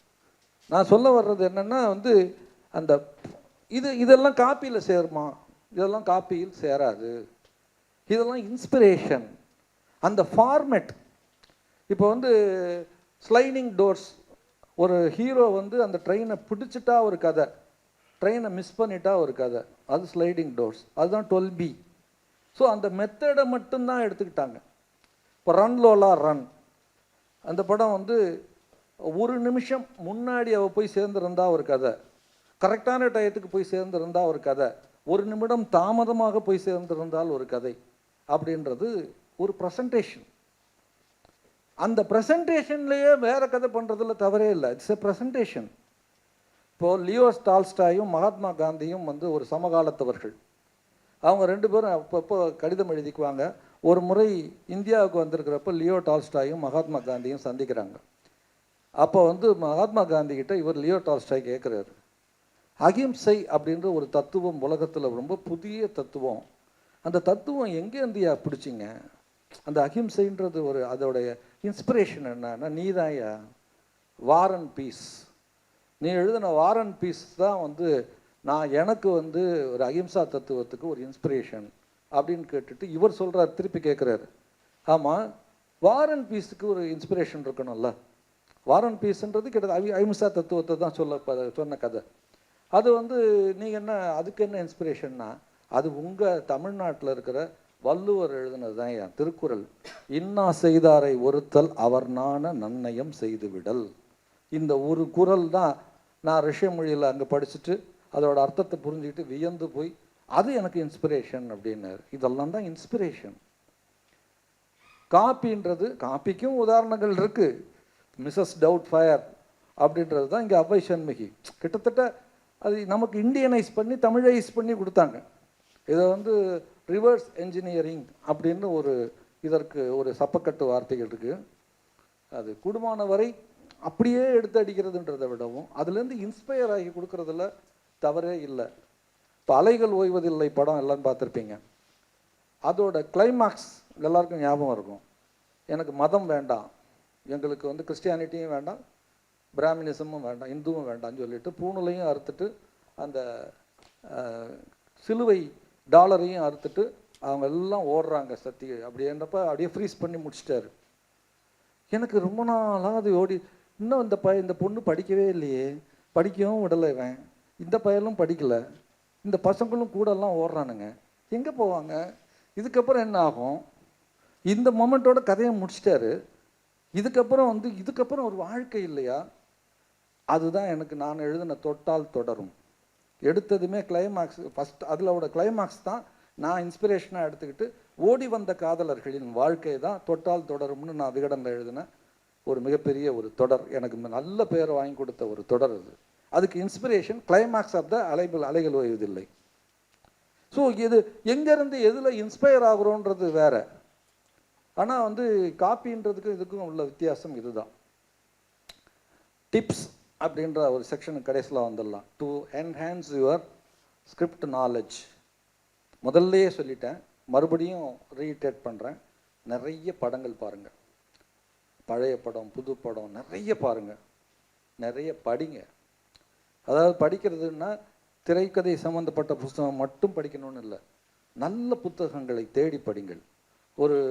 ஒரு ஆத்தருக்கு ஒரு புக்காவது படிக்க. ஒவ்வொரு ஆத்தருமே எல்லா புக்கையும் இன்னையில் ஆரம்பித்து படிக்கணும்னாலுமே ஒரு 100 ஆயுள் வேணும், அது முடியாது. ஆனால் ஒரு ஆத்தருக்கு ஒரு புத்தகமாவது படிங்க. மொழி அறிவு வளர்த்துக்குங்க. எந்த மொழியில் செயல்பட போகிறீர்களோ அந்த மொழியின் அறிவை வளர்த்துக்குங்க. அப்புறம் ஒன்று யோசிச்சிங்கன்னா, you discuss with your true friends. தப்பே இல்லை, பட் ட்ரூ ஃப்ரெண்ட்ஸ் இருக்காங்களான்றது இப்போ நிச்சயப்படுத்திக்கோங்க.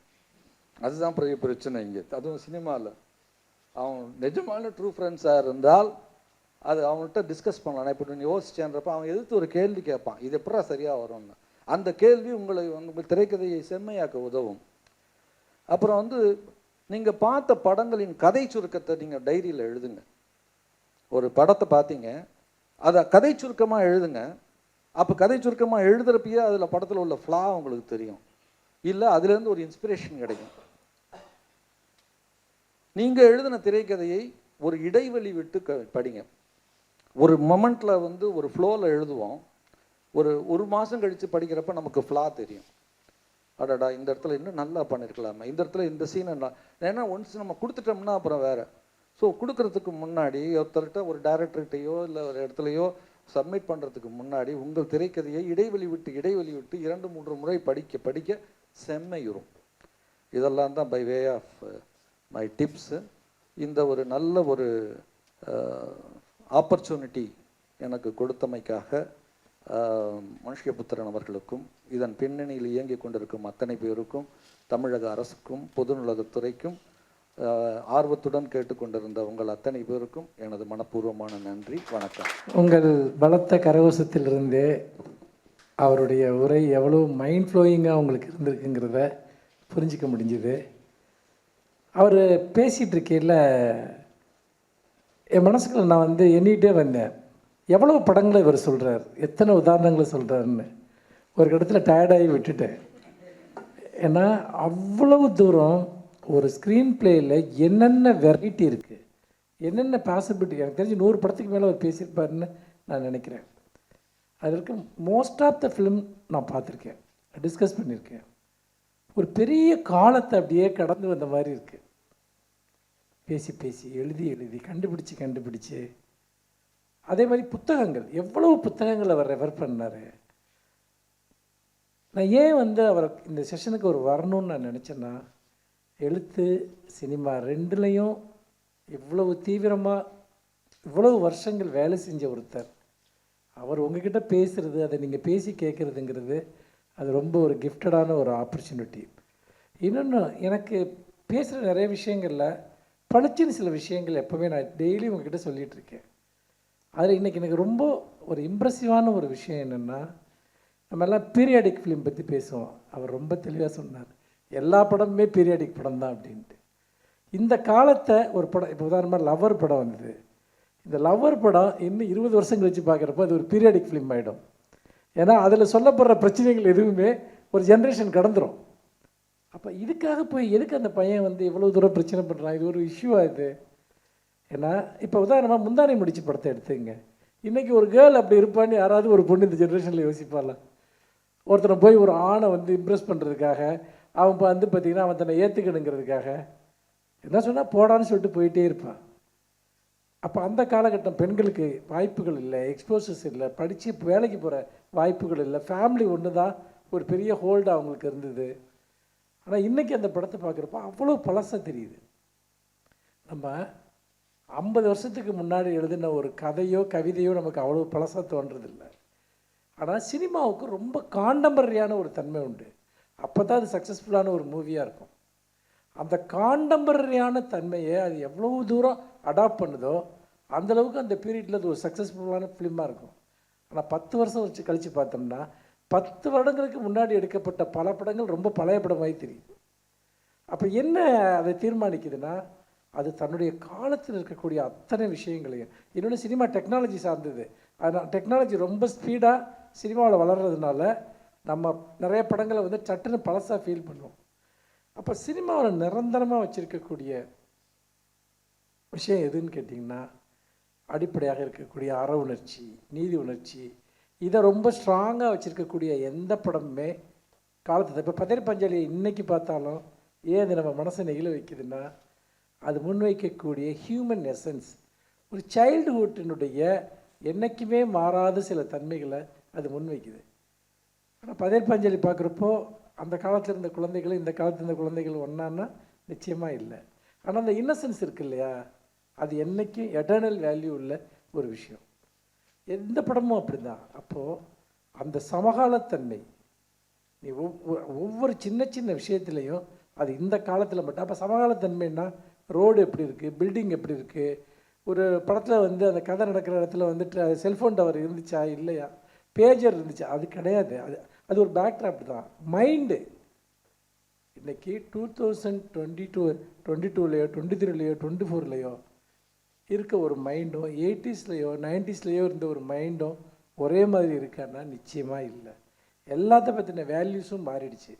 ஆனால் சினிமாவில் போகிற சமயத்தில் டெக்னாலஜி முன்னேறும், ஆனால் மைண்ட் அந்தளவுக்கு சமகாலத்தன்மையோடு வர்றதில்லை. அப்படி வர்ற டைரக்டர்ஸ் ஒரு மிகப்பெரிய வெற்றியை பெறுறாங்க. இதுதான் என்னுடைய பீரியட். இந்த காலத்தில் ஒரு பையனோ பொண்ணோ இப்படி தான், பையனோ பொண்ணோ மட்டும் இல்லை, ஒரு வயதான மனிதர் கூட இந்த பீரியடில் எப்படி இருக்கார். நிச்சயமாக 80ஸ்ல இருந்த தாத்தாவும் 2020 இருக்க தாத்தாவும் ஒன்றும் கிடையாது. 80ஸ்ல இருந்த பாட்டியும் 2020 இருக்கக்கூடிய பாட்டியும் ஒன்றும் கிடையாது. அவ்வளவு மாற்றங்கள். ஆனால் நம்ம வந்து ஒரு கிராமர், அம்மானா இப்படி தான், பாட்டினா இப்படி தான், தாத்தானா இப்படி தான், ஒரு லவர்னா இப்படி தான். அதை தான் சார் வந்து பார்த்திங்கன்னா அவ்வளோ டீட்டெயிலாக சொன்னார். காண்டம்பரரி சென்சிபிலிட்டி. இப்போது சில படங்கள் இருக்குது, அவர் இந்த கேங்ஸ்டர்ஸ் மூவி பற்றி, பேங்க் ராப்பரி பற்றி எல்லாம் சொன்னார். எனக்கு வந்து வெப் சீரிஸில் இந்த மணி ஹெஸ்ட் வந்துட்டு ரொம்ப ரொம்ப பிடிக்கும். நான் பல தடவை அதை பார்த்துருக்கேன், வெவ்வேறு எபிசோட்டாக. பொதுவாக காலகாலமாக வந்து என்ன பண்ணுவான்னா, ஒரு பேங்க் ஒருத்தன் கொள்ளையடிப்பான், அதில் இருக்கிறது ஒரு கான்ஃப்ளிக்ட்டு. ஒருத்தன் போய் ஒரு பணம் அடிக்கிற அந்த பணம் அடிக்கிற இடத்தையே போய் கேப்சர் பண்ணிடுவான். அடுத்து தாண்டி ஒரு சிந்தனை நமக்கு ஒரு பெரிய, ஆமாம் இப்போ நாசிக்கில் போய் நோட் அடிக்கிற இடத்த நம்ம அப்படியே கேப்சர் பண்ணி நம்ம கண்ட்ரோலில் கொண்டு வந்தால் எப்படி இருக்கும். அது ஒரு சூப்பர் ரியாலிட்டி தான். ஆனால் இங்கே அதை பார்த்தோம்னா அந்த காட்சிகள் அவ்வளோ நம்பகத்தன்மையோடு அமைச்சிருப்பாங்க.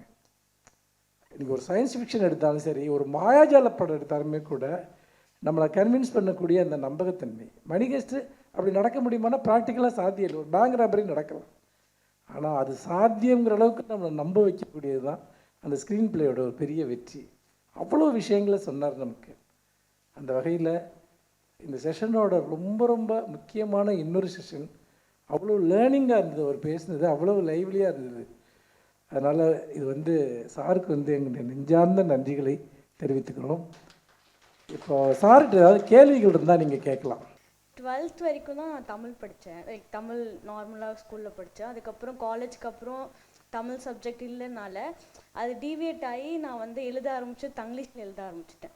5 years கழிச்சு இப்போது I have to restart my language அப்படின்னா எங்கேருந்து ஸ்டார்ட் பண்ணுறது அப்படி? தினத்தந்தியில் ஸ்டார்ட் பண்ணுங்க, தமிழ் சேனல்ஸ் பாருங்கள், தமிழ் எஃப்எம் கேளுங்க, தமிழில் வந்து பேசுங்க. முதல்ல வந்து தமிழில் பேச துவங்குங்கள். ஏங்க நான் நார்த் இந்தியாவிலேருந்து வர்றவங்க 3 மாதத்தில் தமிழ் பேசுகிறாங்க.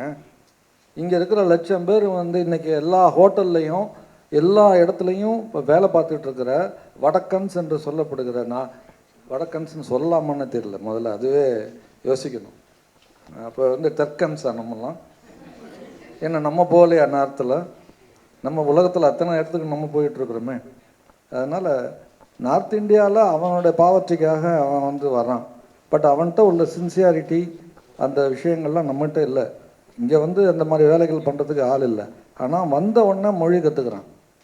அவன் நம்ம தமிழில் அவன் பேசுகிறான். அதனால் வந்து தமிழில் வந்து எழுத படிக்க தெரியலன்னா கூட பேசுங்க. அப்புறமா வந்து எழுத படிக்கிறதுன்றது அடிப்படையான அறிவு தான். தமிழ் ரொம்ப சுலபமாக கற்றுக்கலாம்.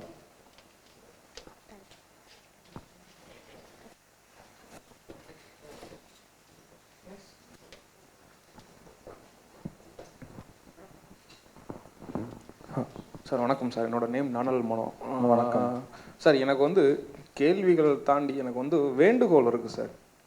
இப்போ நீங்கள் பேசுனது வந்து ரொம்ப ஹெல்ப்ஃபுல்லாக இருந்தது. நான் இப்போ ரீசெண்டாக வந்து பார்த்திங்க அப்படின்னா ஐஎஃப்எஃப்கே போயிருந்தேன், கேரளா ஃபிலிம் ஃபெஸ்டிவலுக்கு. ஸோ அந்த மாதிரி வந்து பார்த்திங்கன்னா நீங்கள் அப்போ இது பிகினிங்லேருந்து சொன்னீங்க, தமிழில் இதுக்கு முன்னாடி பண்ணாத கண்டென்ட்டே கிடையாது, அவ்வளோ விஷயங்கள் அட்டன் பண்ணியிருக்காங்க டெக்னிக்கலாகவும் இதுவும் சரி. அட் த சேம் டைம் வந்து பார்த்திங்க அப்படின்னா இப்போ நான் ரீசெண்டாக தான் போயிருந்தேன். போகும்போது வந்து பார்த்திங்கன்னா இப்போ மலையாள ஃபிலிம் இண்டஸ்ட்ரி வந்து ரொம்ப ஆரோக்கியமாக இயங்கிக்கிட்டு இருக்கு. அதுக்கான வித்து எங்கே இருக்குது அப்படின்றது எனக்கு அங்கே தெரிஞ்சிச்சு அந்த ஐஎஃப்எஃப்கேல. பேசிக்காக த செலக்டட் ஃபிலிம். ஸோ எந்த மாதிரி அங்கே ஒரு ஒரு பயங்கரமான ஒரு செலிப்ரேஷனாக ஒரு ஃபிலிம் இண்டஸ்ட்ரி அது அந்த அந்த ஃபெஸ்டிவல் வந்து கொண்டாடுறாங்க. பட் ஆனால் கடந்த ஒரு 6-7 வருஷமாக வந்து பார்த்திங்கன்னா நானும் பார்த்துட்டு இருக்கேன் சென்னையில். ஸோ இப்போ ரீசெண்டாக இங்கே சென்னை ஃபிலிம் ஃபெஸ்டிவல் நடந்தது. அது நடந்ததா இல்லையா அப்படின்னே தெரியல. அட் த சேம் டைம் வந்து பார்த்திங்கன்னா அப்படியே நம்ம உள்ளே போனாலுமே அங்கே செலக்ட் பண்ணி ஸ்க்ரீனிங் பண்ணுற மூவி வந்து பார்த்திங்க அப்படின்னா பெரிய தாக்கத்தையோ இதுவோ வந்து பார்த்திங்க அப்படின்னா, அதாவது ரேஷியோ 10 படம் வருது அப்படின்னா அதில் 2 படம் தான் வந்து பார்த்திங்க அப்படின்னா ஒரு உலக பார்வைக்கும் ஒரு என்ன சொல்கிறது ஒரு கனெக்ட் ஆஃப் வேர்ல்டு ஃபிலிமுக்கு ரிலேட்டபிளான ஒரு கான்சியஸாக இருக்குது அப்படின்ற மாதிரி தோணுது. அட் த சேம் டைம் வந்து பார்த்திங்க அப்படின்னா என்னுடைய வேண்டுகோள் என்ன அப்படின்னா, ஸோ இந்த இந்த இந்த இந்த ஒரு சின்ன ஸ்டேட் கேரளாவே வந்து பார்த்திங்கன்னா அந்தளவுக்கு வந்து பார்த்திங்க அப்படின்னா அந்த ஃபெஸ்டிவல் வந்து அதாவது ஃபிலிம் ஃபெஸ்டிவல் அந்தளவுக்கு கொண்டாடுறாங்க அப்படின்னா, அதுக்கு நான் இங்கே ரிசர்ச் பண்ண வரைக்கும் வந்து பார்த்திங்க அப்படின்னா சொல்கிறாங்க, இங்கே வந்து டேரக்டர்ஸு இவங்கெல்லாம் தாண்டி உள்ளே வந்து பார்த்திங்க அப்படின்னா ரைட்டர்ஸு ஸ்க்ரீன் பிளே ரைட்டர்ஸ் தான் வந்து ஃபிலிமை வந்து உள்ளே வந்து செலக்ட் பண்ணுறாங்க அப்படின்ற மாதிரி சொல்கிறாங்க. பட் ஆனால் இங்கே அது இல்லை அப்படின்ற மாதிரி எனக்கு தோணுது சார். ஸோ அதுக்கு வந்து பார்த்திங்க அப்படின்னா உங்களை மாதிரி பெரிய ஆளுமைகள்லாம் சேர்ந்து அடுத்த வருஷத்துலேருந்து வந்து பார்த்திங்க அப்படின்னா ஏதாவது ஒரு பெருசாக பண்ணால் அப்படின்னா அட் த சேம் டைம் அங்கே வந்து அது ரெவன்யூவாகவும் அந்த கவர்மெண்ட்டுக்கு மிகப்பெரிய எலாபரேட்டான ஒரு இதோ வந்து பார்த்திங்க அப்படின்னா கொடுக்குது. ஸோ அதுக்கு ஏதாவது ஒரு இல்லை, இதுக்கு பின்னாடி இது வந்து ஒரு வாஸ்ட் டாபிக். இது இதற்கான பதில் 1 மணி நேரம் சொல்ல முடியும். சுருக்கமாக சொல்கிறேன். மலையாள ஃபிலிம் இண்டஸ்ட்ரி அப்படின்றது கமர்ஷியலாகவே லிமிட்டட். நான் முதலே சொன்ன மாதிரி அதோட contribution to the Indian cinema 5% தான். அதனாலேயே அவங்க என்ன பண்ணாங்க, கண்டென்ட் ஓரியன்டாக போனாங்க. பேன் இண்டியான்றது இப்போ தான் அவங்க ஆரம்பிக்கிறாங்க. பேன் இண்டியாலாம் நம்ம எப்பயோ தொட்டுட்டோம். நம்ம தமிழ் மார்க்கெட் அப்படின்றது கமர்ஷியல் சேர்ந்த ஒரு மார்க்கெட்டு. அவங்களுக்கு கண்டென்ட் ஓரியன்ட் மார்க்கெட்டு. அதனால அவங்க சிந்தனை பூராவே கண்டென்ட்டாக தான் இருந்துச்சு. ரெண்டாவது 100% லிட்ரஸி உள்ள ஒரு ஸ்டேட்டு. நம்ம வந்து மிக்சடு. ஸோ ஃபில்ம் அப்ரிசியேஷன் அப்படின்றதே இங்கே ஒரு கோர்ஸாக வரப்பட வேண்டும். நம்ம மக்கள் பார்த்துட்டு கை தட்டிட்டு தனி மனித துதின்னே போக ஆரம்பிச்சிட்டாங்க நம்ம படங்களில். ஹீரோ அங்கே வந்து ஹீரோவுக்கு மரியாதையே கிடையாது, கண்டென்ட்டுக்கு தான் மரியாதை. ஸோ இந்த ஸ்டேட்டுக்கு ஸ்டேட் இதை விடவும் மோசமானது வந்து தெலுங்கு இண்டஸ்ட்ரி. அங்கே உள்ள ஹீரோ ஓரியன்ட் ஒர்ஷிப்பே வேறு இல்லையா? ஸோ வந்து இங்கே உள்ள தமிழ் நடிகர்கள் நாம் சிஎம் ஆக முடியும்னு ஒரு நம்பிக்கையே இங்கே உள்ள ரசிகர்கள் விதைக்கிறான். அங்கே உள்ள மோகன்லாலோ மம்முட்டியோ எந்த எலெக்ஷன்லேயும் எப்பயுமே நின்னது கிடையாது. அவங்களுக்கு தெரியும் அது இல்லை நம்ம ஏரியா அப்படின்னு சொல்லிட்டு. அது மாதிரி இங்கே உள்ள ரசிகர்களுமே அங்கே உள்ள ரசிகர்களுமே வேறு. லிட்ரஸி பேசிக்காக இங்கே வந்து ஒரு எம்ஜிஆர் வந்தால் போதும் ஸ்க்ரீனில். இப்போ கிளைமேக்ஸில் அவர் எப்படி வந்தாருன்றது கவலையப்பட மாட்டான். வில்லன்ட்ட பிளேஸில் கண்ணாடியை உடச்சிட்டு அவர் வந்துட்டாருன்னா போதும், அதுக்கு லாஜிக்கே கேட்க மாட்டான். எம்ஜிஆர் வந்துட்டார் உடனே விசில் அடிப்பான். ஸோ இந்த மாதிரியாக தயாரிக்கப்பட்ட ஒரு இண்டஸ்ட்ரி இப்போ தான் மாறிக்கிட்டு இருக்கு. கண்டென்ட் ஓரியன்டாக இப்போ மாறிக்கிட்டு இருக்கிறோம். ஆனால் ஒரு பெரிய குழப்பம் இருக்குது. என்ன குழப்பம் இருக்குன்னா, ஒரு டாப் 5 டாப் 6 ஆர்டிஸ்ட் தமிழில் இருக்கிறவங்க 100 crores கிளப் மேலே இருக்காங்க. ஸோ அவங்களுக்கு நான் சொன்ன மாதிரி சேட்டலைட்டு, ஓடிடி இப்படி இவ்வளவு பாசிபிலிட்டி இருக்கிறதுனால அவங்களுக்கு மார்க்கெட்டபிலிட்டி அவ்வளோ இருக்குது. அதனாலேயே சேலரி அவ்வளோ கொடுக்குறாங்க. ஸோ அப்படி போகிறப்ப இப்போது 150 கோடி ரூபாயில் ஒரு படம் எடுக்கணும்னு தான் ஆரம்பிக்கிறாங்க. இந்த கதையை படம் எடுக்கணும் இவரை வச்சின்னு கிடையாது. ஒரு காதலுக்கு மரியாதை விஜய் இனிமேல் பண்ணவே முடியாது. ஏன்னா காதலுக்கு மரியாதை மாதிரியான ஒரு ஒரு ஒரு சாஃப்ட் ஃபில்ம், ஒரு பூயமுனக்கா மாதிரிலாம் விஜய் இனி பண்ண முடியாது. ரஜினிகாந்த் வந்து ஒரு முள்ளும் மலரும் இனி பண்ண முடியாது.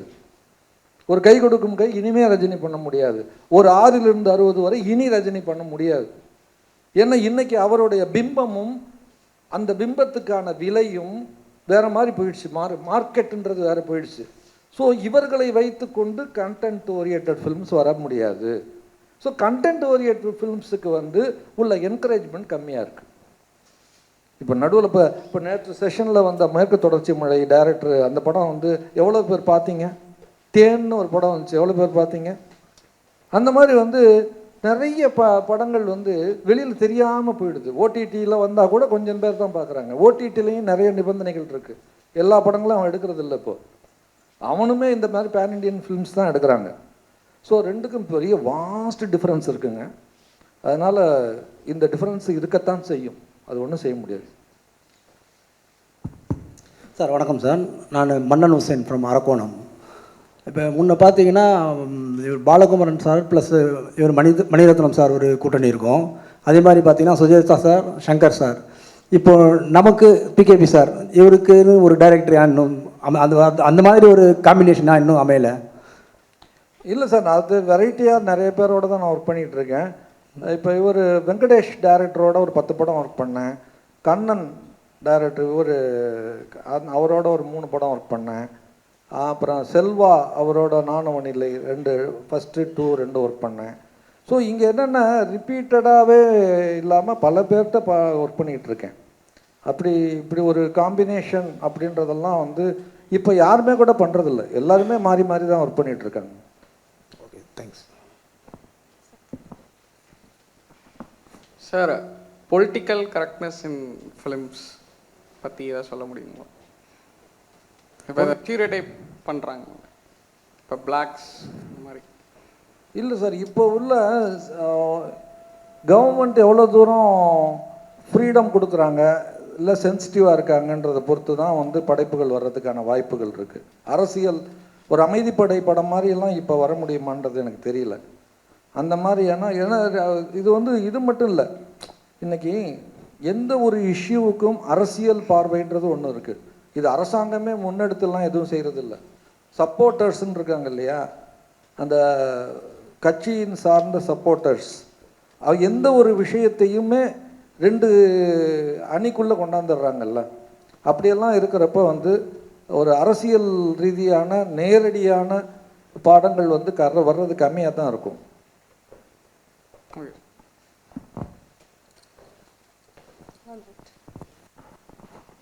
சார் வணக்கம் சார். நீங்கள் சொன்னீங்க மேற்கு தொடர்ச்சி மலை எத்தனை பேர் பார்த்துருக்கீங்க, தேன் படம் எத்தனை பேர் பார்த்துருக்கீங்க. அப்போது எனக்கு ஒரு கேள்வி இருந்துச்சு சார். அந்த மாதிரி ஒரு கருத்துள்ள படங்கள் மக்கள் பார்க்காததுனால இந்த நிறைய படங்கள் அது போன்ற படங்கள் உருவாக்கப்படுறது இல்லையா, இல்லை அவங்க அது போன்ற படங்களை நிறைய உருவாக்காததுனால மக்கள் அந்த படங்களை பார்க்க மறுக்கிறாங்களா அப்படின்ற ஒரு கேள்வி வருது. இல்லைங்க, நீங்கள் என்ன படமாக எடுத்தாலும் அடிப்படையாக ஒரு மினிமம் ஒரு 2 கோடி வேணும். அப்புறம் அந்த படம் இப்படி ஒரு படம் தயாரிப்பில் இருக்குது இல்லை இப்படி ஒரு படம் வந்திருக்குன்றதை தெரியப்படுத்துறதுக்கு 1 கோடி தேவைப்படுது. தயாரிக்கிறதுக்கு 2 கோடின்னா அதை மார்க்கெட்டிங் அப்படின்றதுக்கு 1 கோடி மினிமம் தேவைப்படுது. அப்போ தான் இப்படி ஒரு படம் இருக்குது அப்படின்றதே தெரியும். ஸோ அந்த ஒரு 3 கோடிக்காவது ரிட்டர்ன் எடுக்கிறதுக்கான ஒரு அஷூரன்ஸ் வேணும் இல்லையா. இந்த 3 கோடியை நாங்கள் கொடுக்குறோம்ப்பா அப்படின்னு யாராவது ஸ்பான்சர் பண்ணுறதுக்கு தயாராக இருக்காங்களா? அவனே தான் முட்டி மோதுறான். ஒரு இத்தனை வருஷமாக ஃபீல்டில் இருக்கிற ஒரு பார்த்திபன் ஒவ்வொரு படத்தையும் ரிலீஸ் பண்ணுறதுக்கு அவர் சிரமப்பட்டுருக்காரு. சமுத்திரக்கனி ஒரு ப்ரொடியூசர், டைரக்டர், ஆக்டர். அவர் அன்னைக்கு ஒரு இதில் பேட்டியில் சொல்கிறார், ஒவ்வொரு படமும் எடுத்து முடிச்சுட்டு அதை மார்க்கெட் பண்ணுறப்ப பிச்சை எடுக்கிற மாதிரி இருக்குங்க அப்படின்றார். எங்கே போய் எப்படி மார்க்கெட் பண்ணுறதுன்னு தெரியல அப்படின்றார். யார்? சமுத்திரக்கனி. அவர் இது மாதிரி வெட்டரன் பர்சனாலிட்டிஸுக்கே இந்த இஷ்யூ இருக்குது. ஸோ இங்கே வந்து ஒரு ஃபுல் ப்ரூஃப் சிஸ்டம் இல்லை மார்க்கெட்டிங்கில்.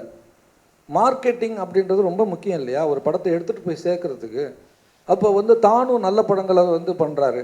இப்போ இவர் சில படங்களை வந்து சில ப்ரொடியூசர்ஸ் வந்து அந்த படத்தின் தரத்துக்காகவே அதை கொண்டாடுறாங்க. அந்த மாதிரியான தயாரிப்பாளர்கள் முன் வரணும். அதிகமாக பெரிய பெரிய நடிகர்கள் முன் வரணும். என்ன கேட்டால் வந்து நடிகர்கள் வந்து இந்த இண்டஸ்ட்ரி நல்லா இருக்கணும்னு நினச்சா சின்ன படங்களை வந்து அவங்க டிஸ்ட்ரிபியூஷன்ன்றது ஒரு செக்ஷன் வச்சுட்டு பண்ணணும். ஒவ்வொரு பெரிய பெரிய நடிகரும் செய்யணும். அப்போ தான் வந்து இதுக்கெல்லாம் வாய்ப்பு வரும். திரையரங்கங்கள்லேயும் பெரிய பாலிடிக்ஸ் இருக்குது. திரையரங்கங்கள் வந்து எதுக்கு ஒரு ஷோ எங்கேயோ ஒரு இடத்துல ஒரு ஷோ கொடுத்தாங்கன்னா எப்படி போய் பார்க்குறது? அதுலேயும் போய் 10 பேர் மினிமம் இல்லைன்னா ஷோ கேன்சல் ஆகுது.